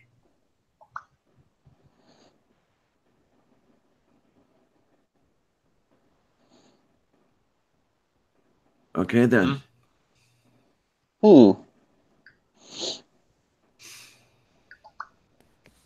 But again, you have to consider the differences between what the Republican Party was in the 1970s and what the Republican Party is now. Yeah. You know, they weren't nearly so radical. I don't know. It's kind of sad. I lived for years within 2 miles of him. Never really got to talk to him. We lived on opposite banks of the Monongahela River. I lived in Homestead. He lived in Squirrel Hill. You know, as a child, I never really cared for his show, but as a parent, I really liked him. Who's that again? Are we talking about Mr. Rogers still? Yeah, Fred Rogers. Fred Rogers. Yeah, it was a good show for kids.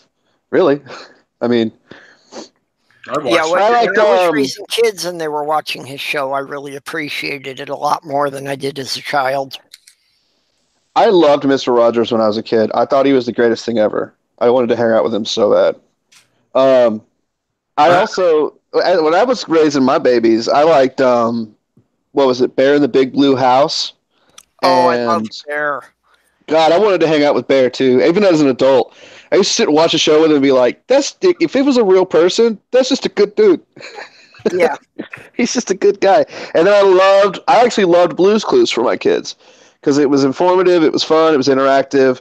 Like, I never let them watch anything that was just dumb. Like, I remember they were into SpongeBob, and I was sitting in the house, I was reading a book, and my son was watching SpongeBob, and like, I had started having a hard time concentrating and reading, and it wasn't even that loud, and I wasn't even really paying attention to it, and I thought, this is making me dumber.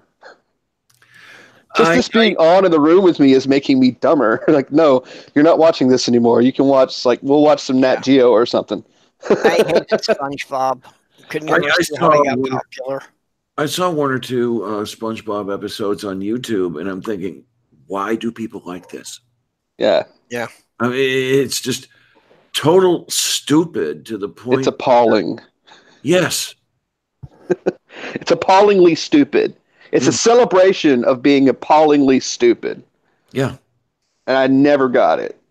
I wouldn't let them watch any TV shows either where any of the characters in the show baby talked. Oh, okay. Like, I just felt like, you know, I like the approach of someone like Fred Rogers or someone like Steve from Blue's Clues or whatever, where they're talking to the kids, they're engaging the kids, but they're doing so like they're talking to adults almost. You know what I mean? Yeah. If you have baby talking characters in there, I felt like it encouraged a continuance of baby talk. And I wanted them to watch things that had like good language in it, not bad language. Mm-hmm. Or bad use of language. Yeah. I was funny about that. But both my kids are wicked smart, so. No, I totally agree. I hated Barney. My youngest charge loved it, but that was one show I absolutely despised. Like I said, I didn't allow it. Like, I saw Barney, I just thought, no, this is not good. Yeah. This is not something I want my kid to watch. Not because it's like unwholesome or anything or weird like that. It was just one of those things where I felt like I didn't think it encouraged like learning the same way that the other shows did. You know? Oh, there we go. Yeah. At some level, I also objected to kids making friends with large predatory animals. That too. That too. I got cussed out by a mother once when I was 17 because I had a Barney doll that was hanging from a noose from my rearview mirror. Oh, in my car. So I did the thing that you should do in those situations. I told her to mind her own fucking business, and I went in Barnes and Noble to buy a book, and when I came back out, she had stolen it. Oh man. Because I had upset her child. Yeah. By hanging Barney by a noose. So she actually went into your vehicle and took the Barney from your vehicle. Yes. She physically went in. Well, I assume, because who else? You know what I mean? Like, yeah. It's one of those things where it's like, well, it might have been somebody else, but I just had this confrontation where I told this woman that she should mind her damn business. And I come back out and it's gone. One of my favorite memes is the character from the Flintstones with a glove and a pile of just purple crumbled pieces. And it says, Barney, rubble, there can be only one.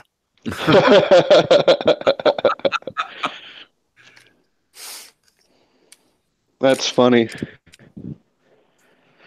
That feeling when you lose your lighter. Oh, shit. Ah. Oh, man. So what have you guys been up to, man? Anything cool? Anything new? Nah. Anything bitching?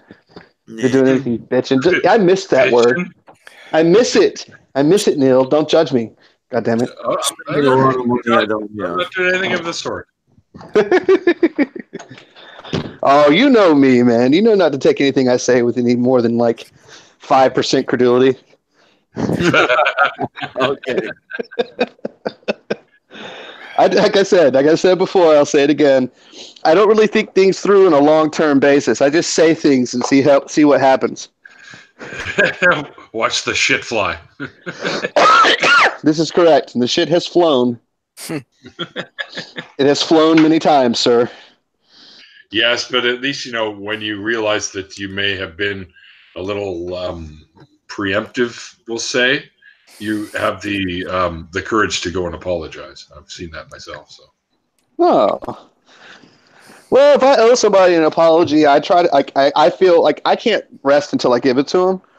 And if I feel like I don't owe somebody an apology, I'd rather eat dirt than give it to them. So, of course. I've never been somebody to placate somebody with an apology. Yeah, well, yeah. Oh, yeah. But I do have some good recipes for some dirt if you'd like. Yeah. Thank you. Yes. Well, that's the Canadian side of you, right? Yeah, that's right. To me, nothing is more worthy of respect than somebody who will admit their mistakes publicly. Yep. Yeah, I mean, we're all humans. We make mistakes. What shows true character is if you're able to step up and say, hey, listen, my bad or my mistake or my fuck up or whatever, and I take full responsibility. That's one of the things they've said to me at work that they actually admire about me is because of that. Yeah, an apology should never have a but attached to it. No. You should never be, well, I'm sorry, but. Because the minute you say, well, I'm sorry, but, you're not apologizing anymore. You're basically saying, I was wrong and you were wrong. And, and after, I'm not saying there's never a time for that. Because I've been in situations where I was legitimately wrong, but the other person was too. You know what I mean? Right. Uh-huh. And it was a point of holding both myself and them accountable. It was one of those things where it's like, look, you're right. I absolutely shouldn't have called you a friggin' cunt jacket. But, however, you shouldn't have done that thing that you did, Yeah. Is that like wearing a bantha? Yeah. And I thought they smelled bad on the outside. You know what's funny? Have you guys ever seen the Family Guy Star Wars series? I saw the first one. Oh, dude, I think I saw all of them. So funny. I cannot watch Star Wars, the original regular trilogy anymore without cracking up. Because every time you come to one of those scenes, you're just like, oh shit. And that's all you can think of is the Seth MacFarlane version. I think my favorite scene from the first one, because I've only seen the first one, but I think my favorite scene from the first one is when they're riding in the what do they call that thing? The land speeders. Land speeder, and and Rush Limbaugh is playing. Yeah, and they actually got Rush Limbaugh to do it, and he's like talking about like galactic news and stuff. And I was like, that's clever as hell. Yeah. It Talking about how a commitment. the Empire just invaded somewhere else or some shit. I think is what it was. I have the same kind of effect with Weird Al, that there are so many songs I cannot listen to the original versions anymore without hearing the Weird Al lyrics. Gangster's Paradise, sir. Oh yeah. That's the. I think that's Teen Spirit. Yeah, that's that too. But I don't know. I thought his Amish Paradise was one of the most genius things ever. I've got a copy of that. I don't know, man. If you think about back on the Star Wars thing, what about his version of Lola with the Yoda? Yes, I've never heard that. Really, Yoda, Y-O-D-A, Yoda. You haven't heard that? I met him on a swamp down on Dagobah, where it bubbles all the time like a giant carbonated soda. S-O-D-A, soda. Yeah, no. I saw the little rat sitting on a log. When I asked him his name in a raspy voice, he said, Yoda. You haven't seen that? Or heard that? I haven't seen that. I've got that one. You realize in his earlier Jedi song that Weird Al is the prophet. You know, he had a line in there about, you know, I know you want to kill Darth Vader, but you know if you kill him, then you'll be unemployed. Yeah. And it's like, after that, has Mark Hamill ever played anything except the character of Luke? No. He got wait. Yeah, the Joker. He's the greatest Joker of all time. Well, for voiceover, yeah. I don't care. Okay. Don't care. No, the greatest Joker, period. I didn't watch the Batman movies. I've never been into the DC universe. I will die on that hill, though. Greatest, and I can prove it because Mark Hamill did Heath Ledger's "Why So Serious" bit, and it's scarier. Now it's the Joker. It's an animated Joker, but it's scarier, dude. Oh yeah, no, he's great as the Joker. Like he fucking pulls it off big time. I know, like, I'm a big fan of voiceover actors, and I'm a big fan of character actors. I'm a big fan of guys that play in everything, and nobody knows what the fuck their name is. You know what I mean? Those guys that make the movies, but you can't think of who the hell they are ever. But you're like, I've seen that guy in everything. But I watched one called "I Know That Voice" that was put together by John DiMaggio, who plays Jake the dog on Adventure Time, and Bender on Futurama. And it's just a bunch of voiceover actors talking about what they do. And, like, everybody more or less, like, says, like, Mark Hamill is the benchmark. Like, it's impossible. It's really hard to do an animated Joker without, like, emulating Mark Hamill's Joker. You know what I mean? Mm-hmm. Mm-hmm. Yeah. Yeah, it was, I think... it's probably my age, but I still like Cesar Romero. Oh yeah, Cesar Romero was awesome. I watched that as a kid. Did you ever listen to the first White Zombie record? Yeah, of course. My favorite song on there. The day it came out. I don't remember the day it came out, but I had it a full summer before Thunderkiss 65 hit. So I had a full summer before Thunderkiss 65 was a hit on the radio. And I was trying to get all my metalhead friends to listen to it. And they were like, what's this pussy shit? Slayer! I want to listen to Slayer! And then, like, the next summer, they're like, dude, White Zombie, have you heard of these guys? It's like, you bastards. I hate you all. bitch. I'm gonna drill. I'm gonna screw your windows shut and burn your house down. Yeah. But no, I was watching something similar with Soulfly. Yeah. Soulfly was also, and that same thing happened with me also. That was another one. Well, it wasn't just Soulfly, it was also Sepultura. Because a lot of kids. Soulfly is an offshoot. Yeah. It's like a lot of kids didn't know who Sepultura was. You know what I mean? So it was just like, dude, it's Max Cavalera. I mean, he's been around forever. You know what I mean? Roots. Yeah. Come on, dude. Or Babylon AD. What? Yeah, resist, refuse, resist. What? But if you listen to the first White Zombie record, the song Cosmic Monsters Inc., which I think is genius. Yes, it is. The opening line is from the old Batman. And meanwhile, behind the facade of this innocent-looking bookstore. Oh, yes, that's right. I remember hearing that for the first time. I was like, that's Batman. I was like 16 years old. Like, that's Batman. Wait, no, that's from Batman. It also has a line from what was it? Plan 9 from Outer Space. Yes. Yep. In the middle of the song where it jumps in. And I think it's one of the greatest uses of samples of all time because it's perfectly timed for the music. It comes in at just the right time, you know. They come from the bowels of hell, a transformed race of walking dead. It's just freaking classic. Oh, yeah. And then, he was yeah, and then freaking Rob Zombie fired the band and sucked. Well, as far as voice actors,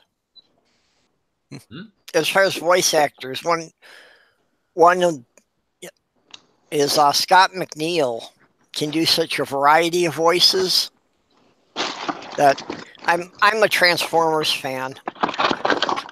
And they had him at one of the conferences because in the Transformers Beast Wars series, he voiced 6 of the 10 main characters.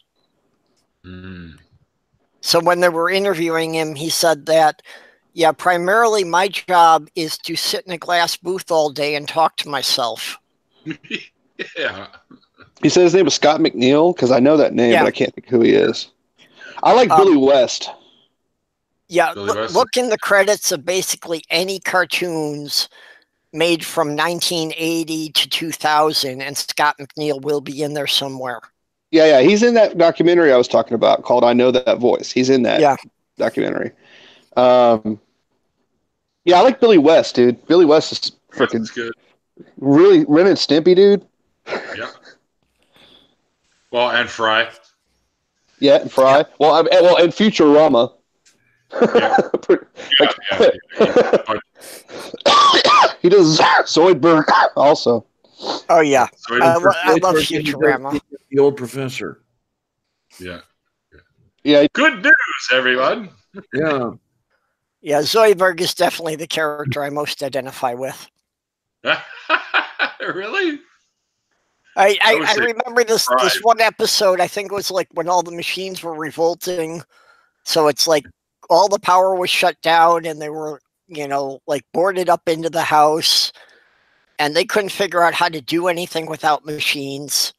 Yeah. And Zoidberg used his claws to open a can and he says, "Hooray, I'm useful." Yeah. That's the way I feel most of the time. You have claws? No, just occasionally I'm useful. Oh, okay. I'm sure you're useful more than just occasionally. Oh, boy. That feeling when you're muted and you don't realize it.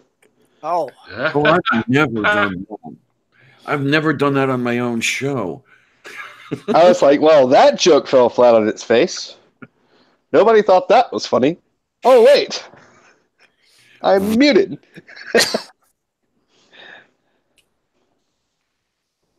Oh, man. Okay. Oh. No. That was a while back then that he put that in there. Well, no, there are 3 people. No, wait a minute. There are fewer people watching than there are on the panel. All right, working Is out. there anyone watching? I hadn't seen anyone mention anything in the chat in a while. No, I wonder if the only people who are watching are us. Yeah, I'm watching, so I'm one of them. I'm not watching. Okay, you're not watching. Purple, you watching? I guess I am. I didn't know there was a choice to not be watching if you were involved in it. Oh, okay. Well, I mean, I have the Google Hangout screen up, and I have the YouTube screen up. I'm contrarian. I do what I want. Basically, I think it says it's the three of us watching because it counts everybody except the person who initiated it.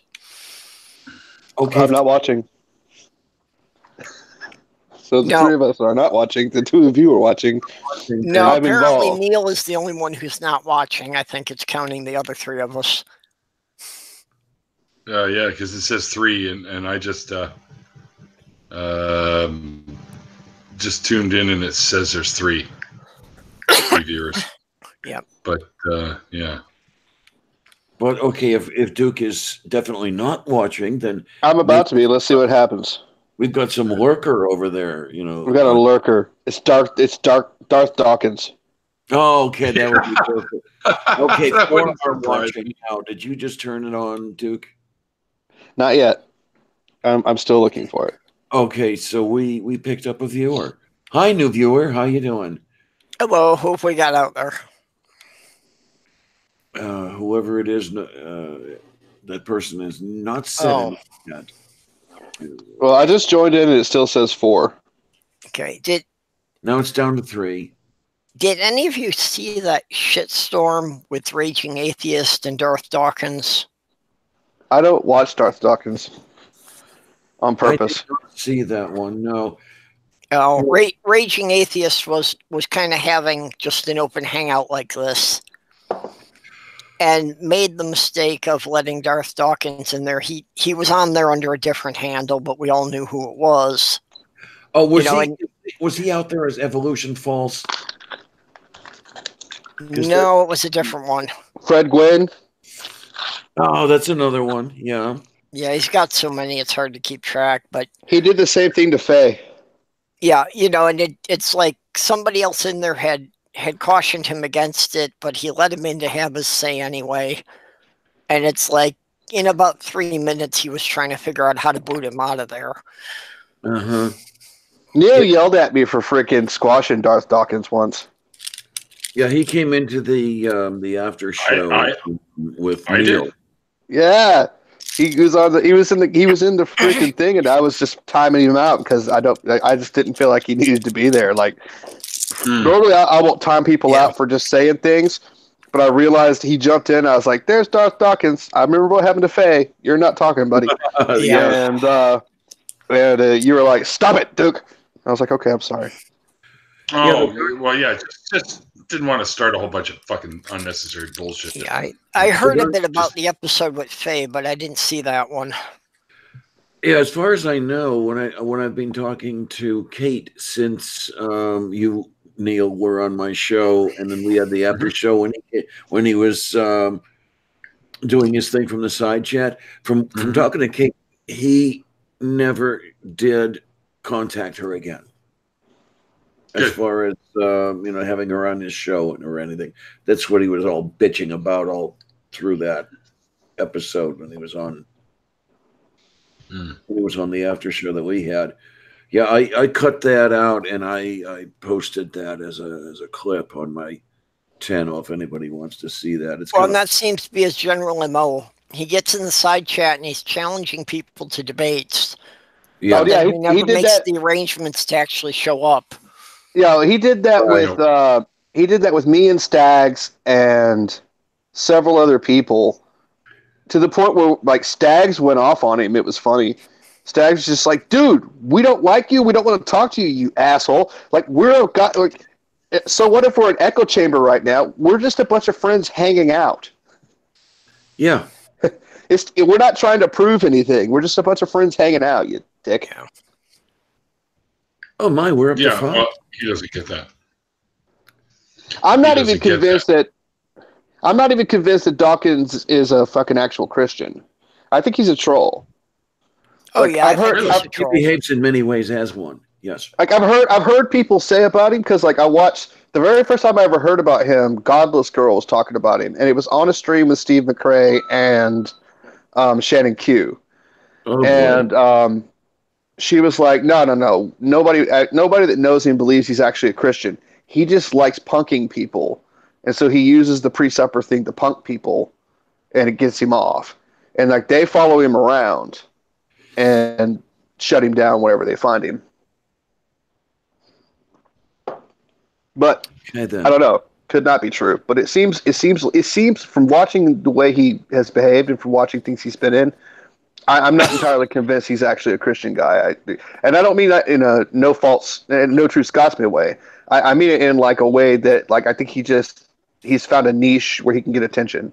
Yeah, it's just, he's playing a game. He's not what he says he is. Yeah. Yeah. Well, certainly troll and Christian are not mutually exclusive, but no. Yeah, I think he's mostly just doing it because he's sitting alone in his basement, and it's the only way he can get people to talk to him.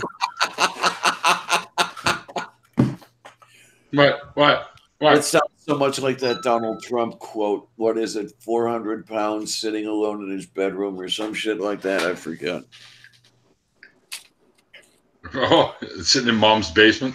Yeah, something like that. Man, may I have packets?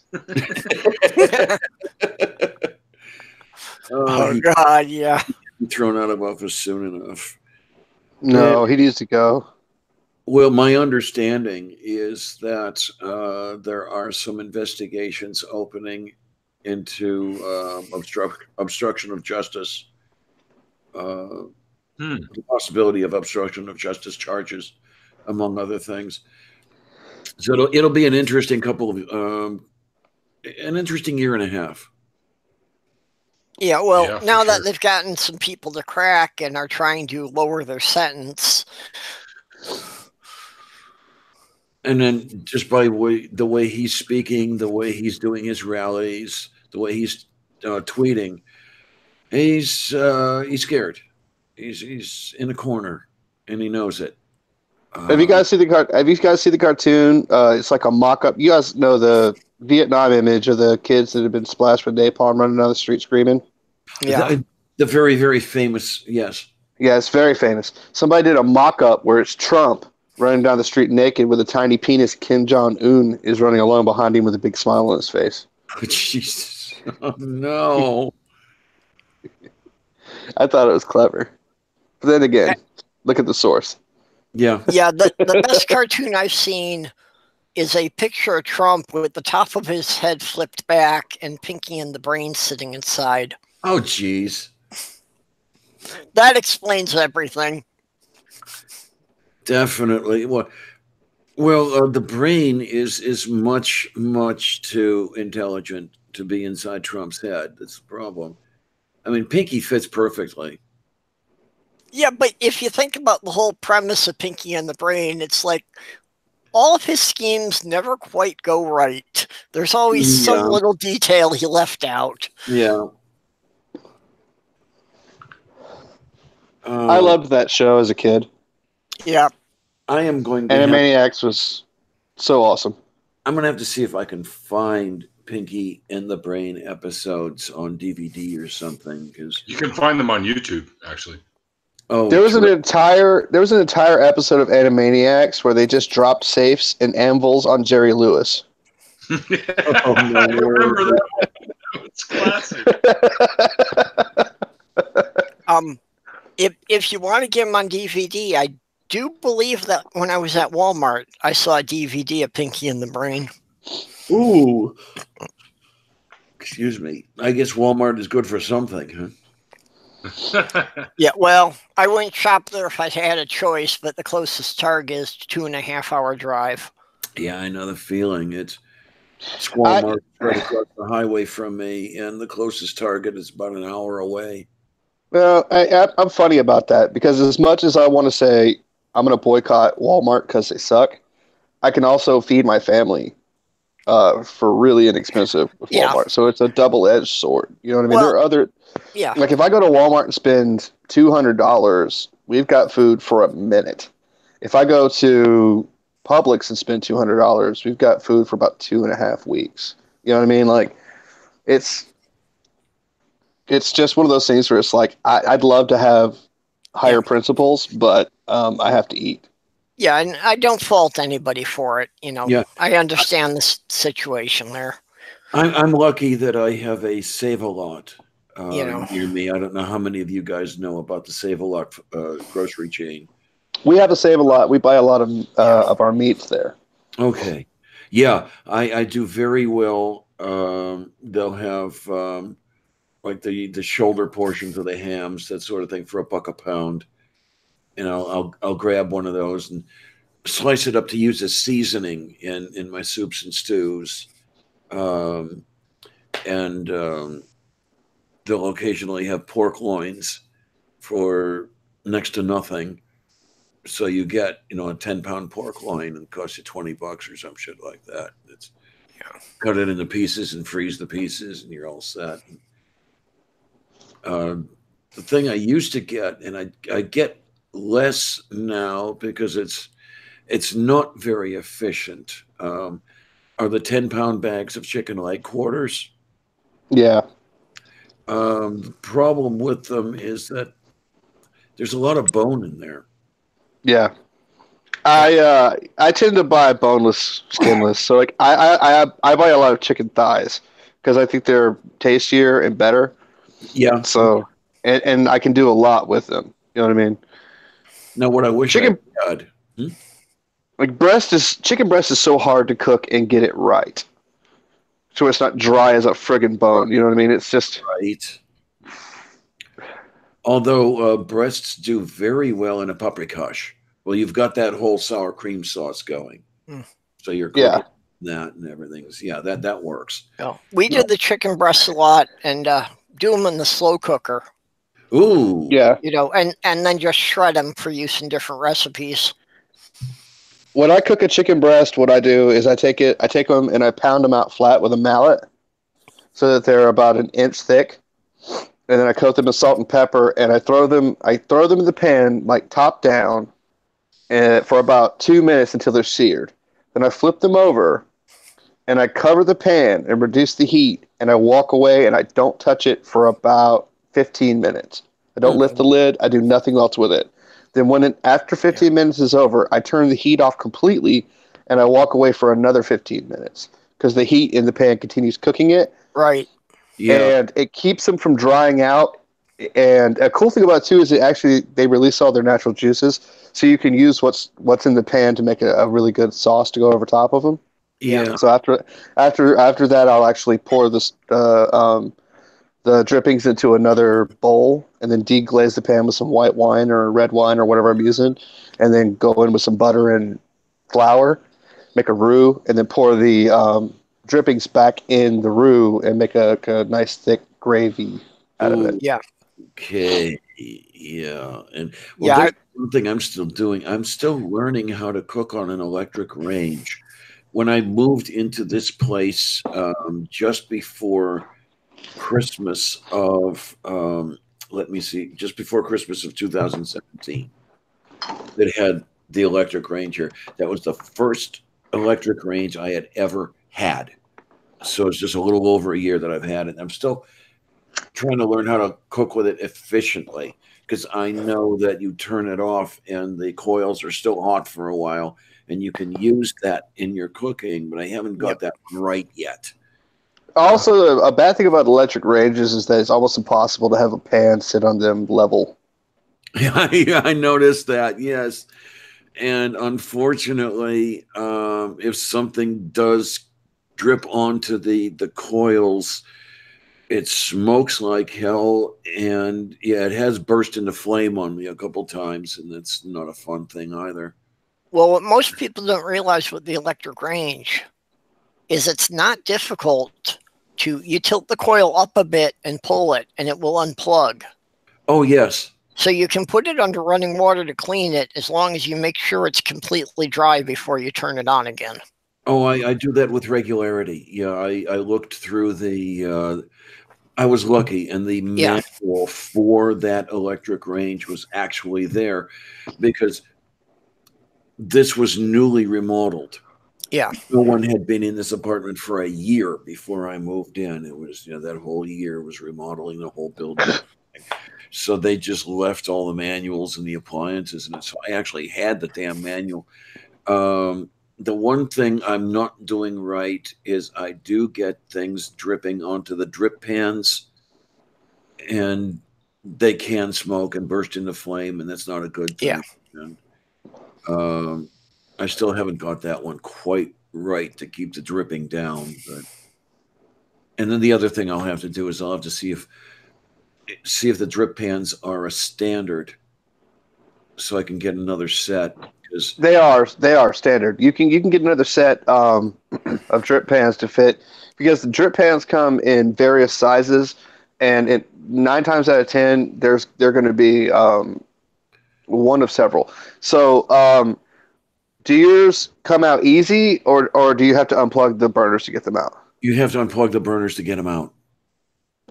Okay, so working in apartments, what I did for you, like, one, you should change your drip pans every 6 months, no matter what, because they have a dual purpose. One, they stop the shit from dripping into the bottom of the stove, but they also reflect the heat coming off the bottom of the coils back up onto the pan, increase efficiency. Right. Yeah. Right. So there's only so much you can do with them before they start to fall down. But what I always would tell people to do is just either get a can of oven cleaner, or a really good, like, citrus-based degreaser, and about once a week or so, unplug all of your burners, take it out, coat the drip pans in the cleaner, let them sit for about 10 minutes, and then rinse and clean them off under warm water. And 9 times out of 10, you can get them completely clean again, and you can get a lot more uses out of them. Okay, because mine are total crap. They're all black. Yeah, you got to get new ones. If they've gotten to that point, you need to get new ones. Yeah. And the thing is, like, you can get, like, honestly, you live in an apartment complex. Say again? Most over in the corner. Most apartment complexes will change out your drip pans for free every 6 months to a year. So there's a good chance you could just call your landlord and say, "Hey, I'd like new drip pans," and they'll say, "Okay." I could give that a try. Yeah. Even if they charge you, it's usually about $13. Well, I don't mind paying for it, really. It's just regular maintenance. Yeah. Well, actually, they're pretty cheap to get. On most of them, they're 6 and 8 inch pans, and you can usually find them for like $2 to $3 a piece. Mm-hmm. Yeah, they're not expensive, but like, it's just saving yourself the fucking grief of trying to find out which ones are right, buying the wrong ones and they don't fit. Like, if you just go to your landlord and say, "I'd like new drip pans," I'm happy to pay for them. If you go to them and they say, "We're not going to give them to you," I'm happy to pay for them. It's not going to cost you that much more, because they don't typically charge more than they cost, and it's just easier because they should have them on hand. So if you do it that way, you should be able to get them the same day. I mean, that's just coming from about 14 years of apartment maintenance supervising, like, running those things. So I'm having a hard time getting these guys to actually work on my furnace. So I don't know if they're going to work on my, getting some drip pans or not. The guy came by. The furnace was now turning on, and the fan would just go and go and go and go. He fiddled with it and got it going, but said, "I need to come back with the part that I need to replace." And this was like 6 weeks ago, and he hasn't come back yet. So that sucks. I would crucify my guys for that. Just so you know, when I used to run, I ran properties for years, and I would crucify. Like, if I got sent to a property to help them clean their shit up, and I found out that your heater was down for 6 weeks, I would have been on the phone with the regional, and I would have been like, "This man needs to seek employment elsewhere." Yeah, I mean, the furnace is running, but the way I understand it is it's only a temporary fix, and it could go at any time. Yeah, but once again, no, follow up is key.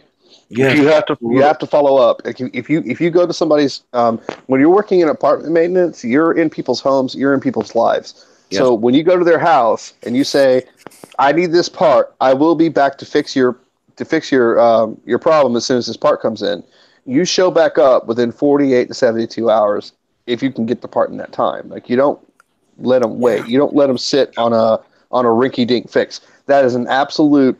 That's appalling. I would crucify somebody over that. I would absolutely just drum them up one side and down the other. Well, Duke, it's great to know that you took care of things that well, but I'm afraid in my experience, what Diane is dealing with is pretty typical for low rent, and especially any building that gets any kind of HUD subsidies. Yes, and this is usually run that way, that you wait for weeks or months for any kind of maintenance. And this is yeah, that's the thing though. Like, most of the properties I ever worked were riddled with people with hatchet and bullet wounds. So, even in that scenario, nobody ever waited longer than it took to get the part to fix it. It's absolutely unacceptable. Like, I would absolutely just browbeat a service manager for that kind of thing. I would go in and just, but dude, I've got the record at the company I used to work for air conditioners fixed. They sent me to Virginia. These guys had screwed off so bad that there were people that didn't have air conditioners for 3 months, and they had 5 families staying in a hotel for a month. I showed up on a Sunday, worked Monday, Tuesday, and Wednesday, repaired 38 air conditioners. Literally 38 air conditioners. When I walked in there, they had things that had been down for 3 months. When I left, the oldest ticket they had was from the Sunday I showed up. It's like, it can be done, dude. All you got to do is just get your ass in there and do it. Yeah. Well, I will say that this is better than the last place I lived in, because the last place I lived in, they did nothing at all. It was literally falling down around us. And what money actually pulled the subsidies? They said your inspection scores are 5 out of 100. Yep. So you're not getting any more. This is when we had to move, and I ended up here. Well, what frustrates me is the building I'm living in. They did an inspection in July, and they wrote 3 or 4 things down on my apartment that I'm still waiting on. And it's this is my business. I do home repairs. I could do all this stuff myself in a couple of hours, but they won't let me touch it. Mm-hmm. And if I did work at this level, my own brother would have fired me. Yeah. Yeah. I don't know, man. Like I said, I always held every property I could to the highest standard I could hold it to. And the idea of somebody waiting 6 weeks to get their fucking furnace permanently repaired is just right now. My service manager freaking hairs are standing up on my arms and tingling. I literally want to come and just work at your property. Yeah. Right now. Well, especially with the weather we've had over the last month, this could have literally have been a life and death matter. Yes, absolutely. And I just missed the absolute cold that we had for a week, where it was 0 and below outside, and inside, had the furnace been turned off, it would have been near 40 degrees. I just missed that on another ticket. There was another point, and I think this one was not necessarily his fault. He said he had to wait quite a while to get the part because it wasn't that easily obtainable anymore. And I think he got 2 or 3 of them at this, or at least this is what he said. But I had to wait at least a week on that one. It was a good thing that it was not that really, really cold week. It was just before that. So I actually had a working furnace for that shit cold week. Oh man, because that would not have been fun. I've lived without effective heat. The external temperature and the internal temperature are the same, and they are both -10. I will say this: don't shit on your if you've got decent maintenance guys, don't shit on them. And here's why: we will make you pay for it.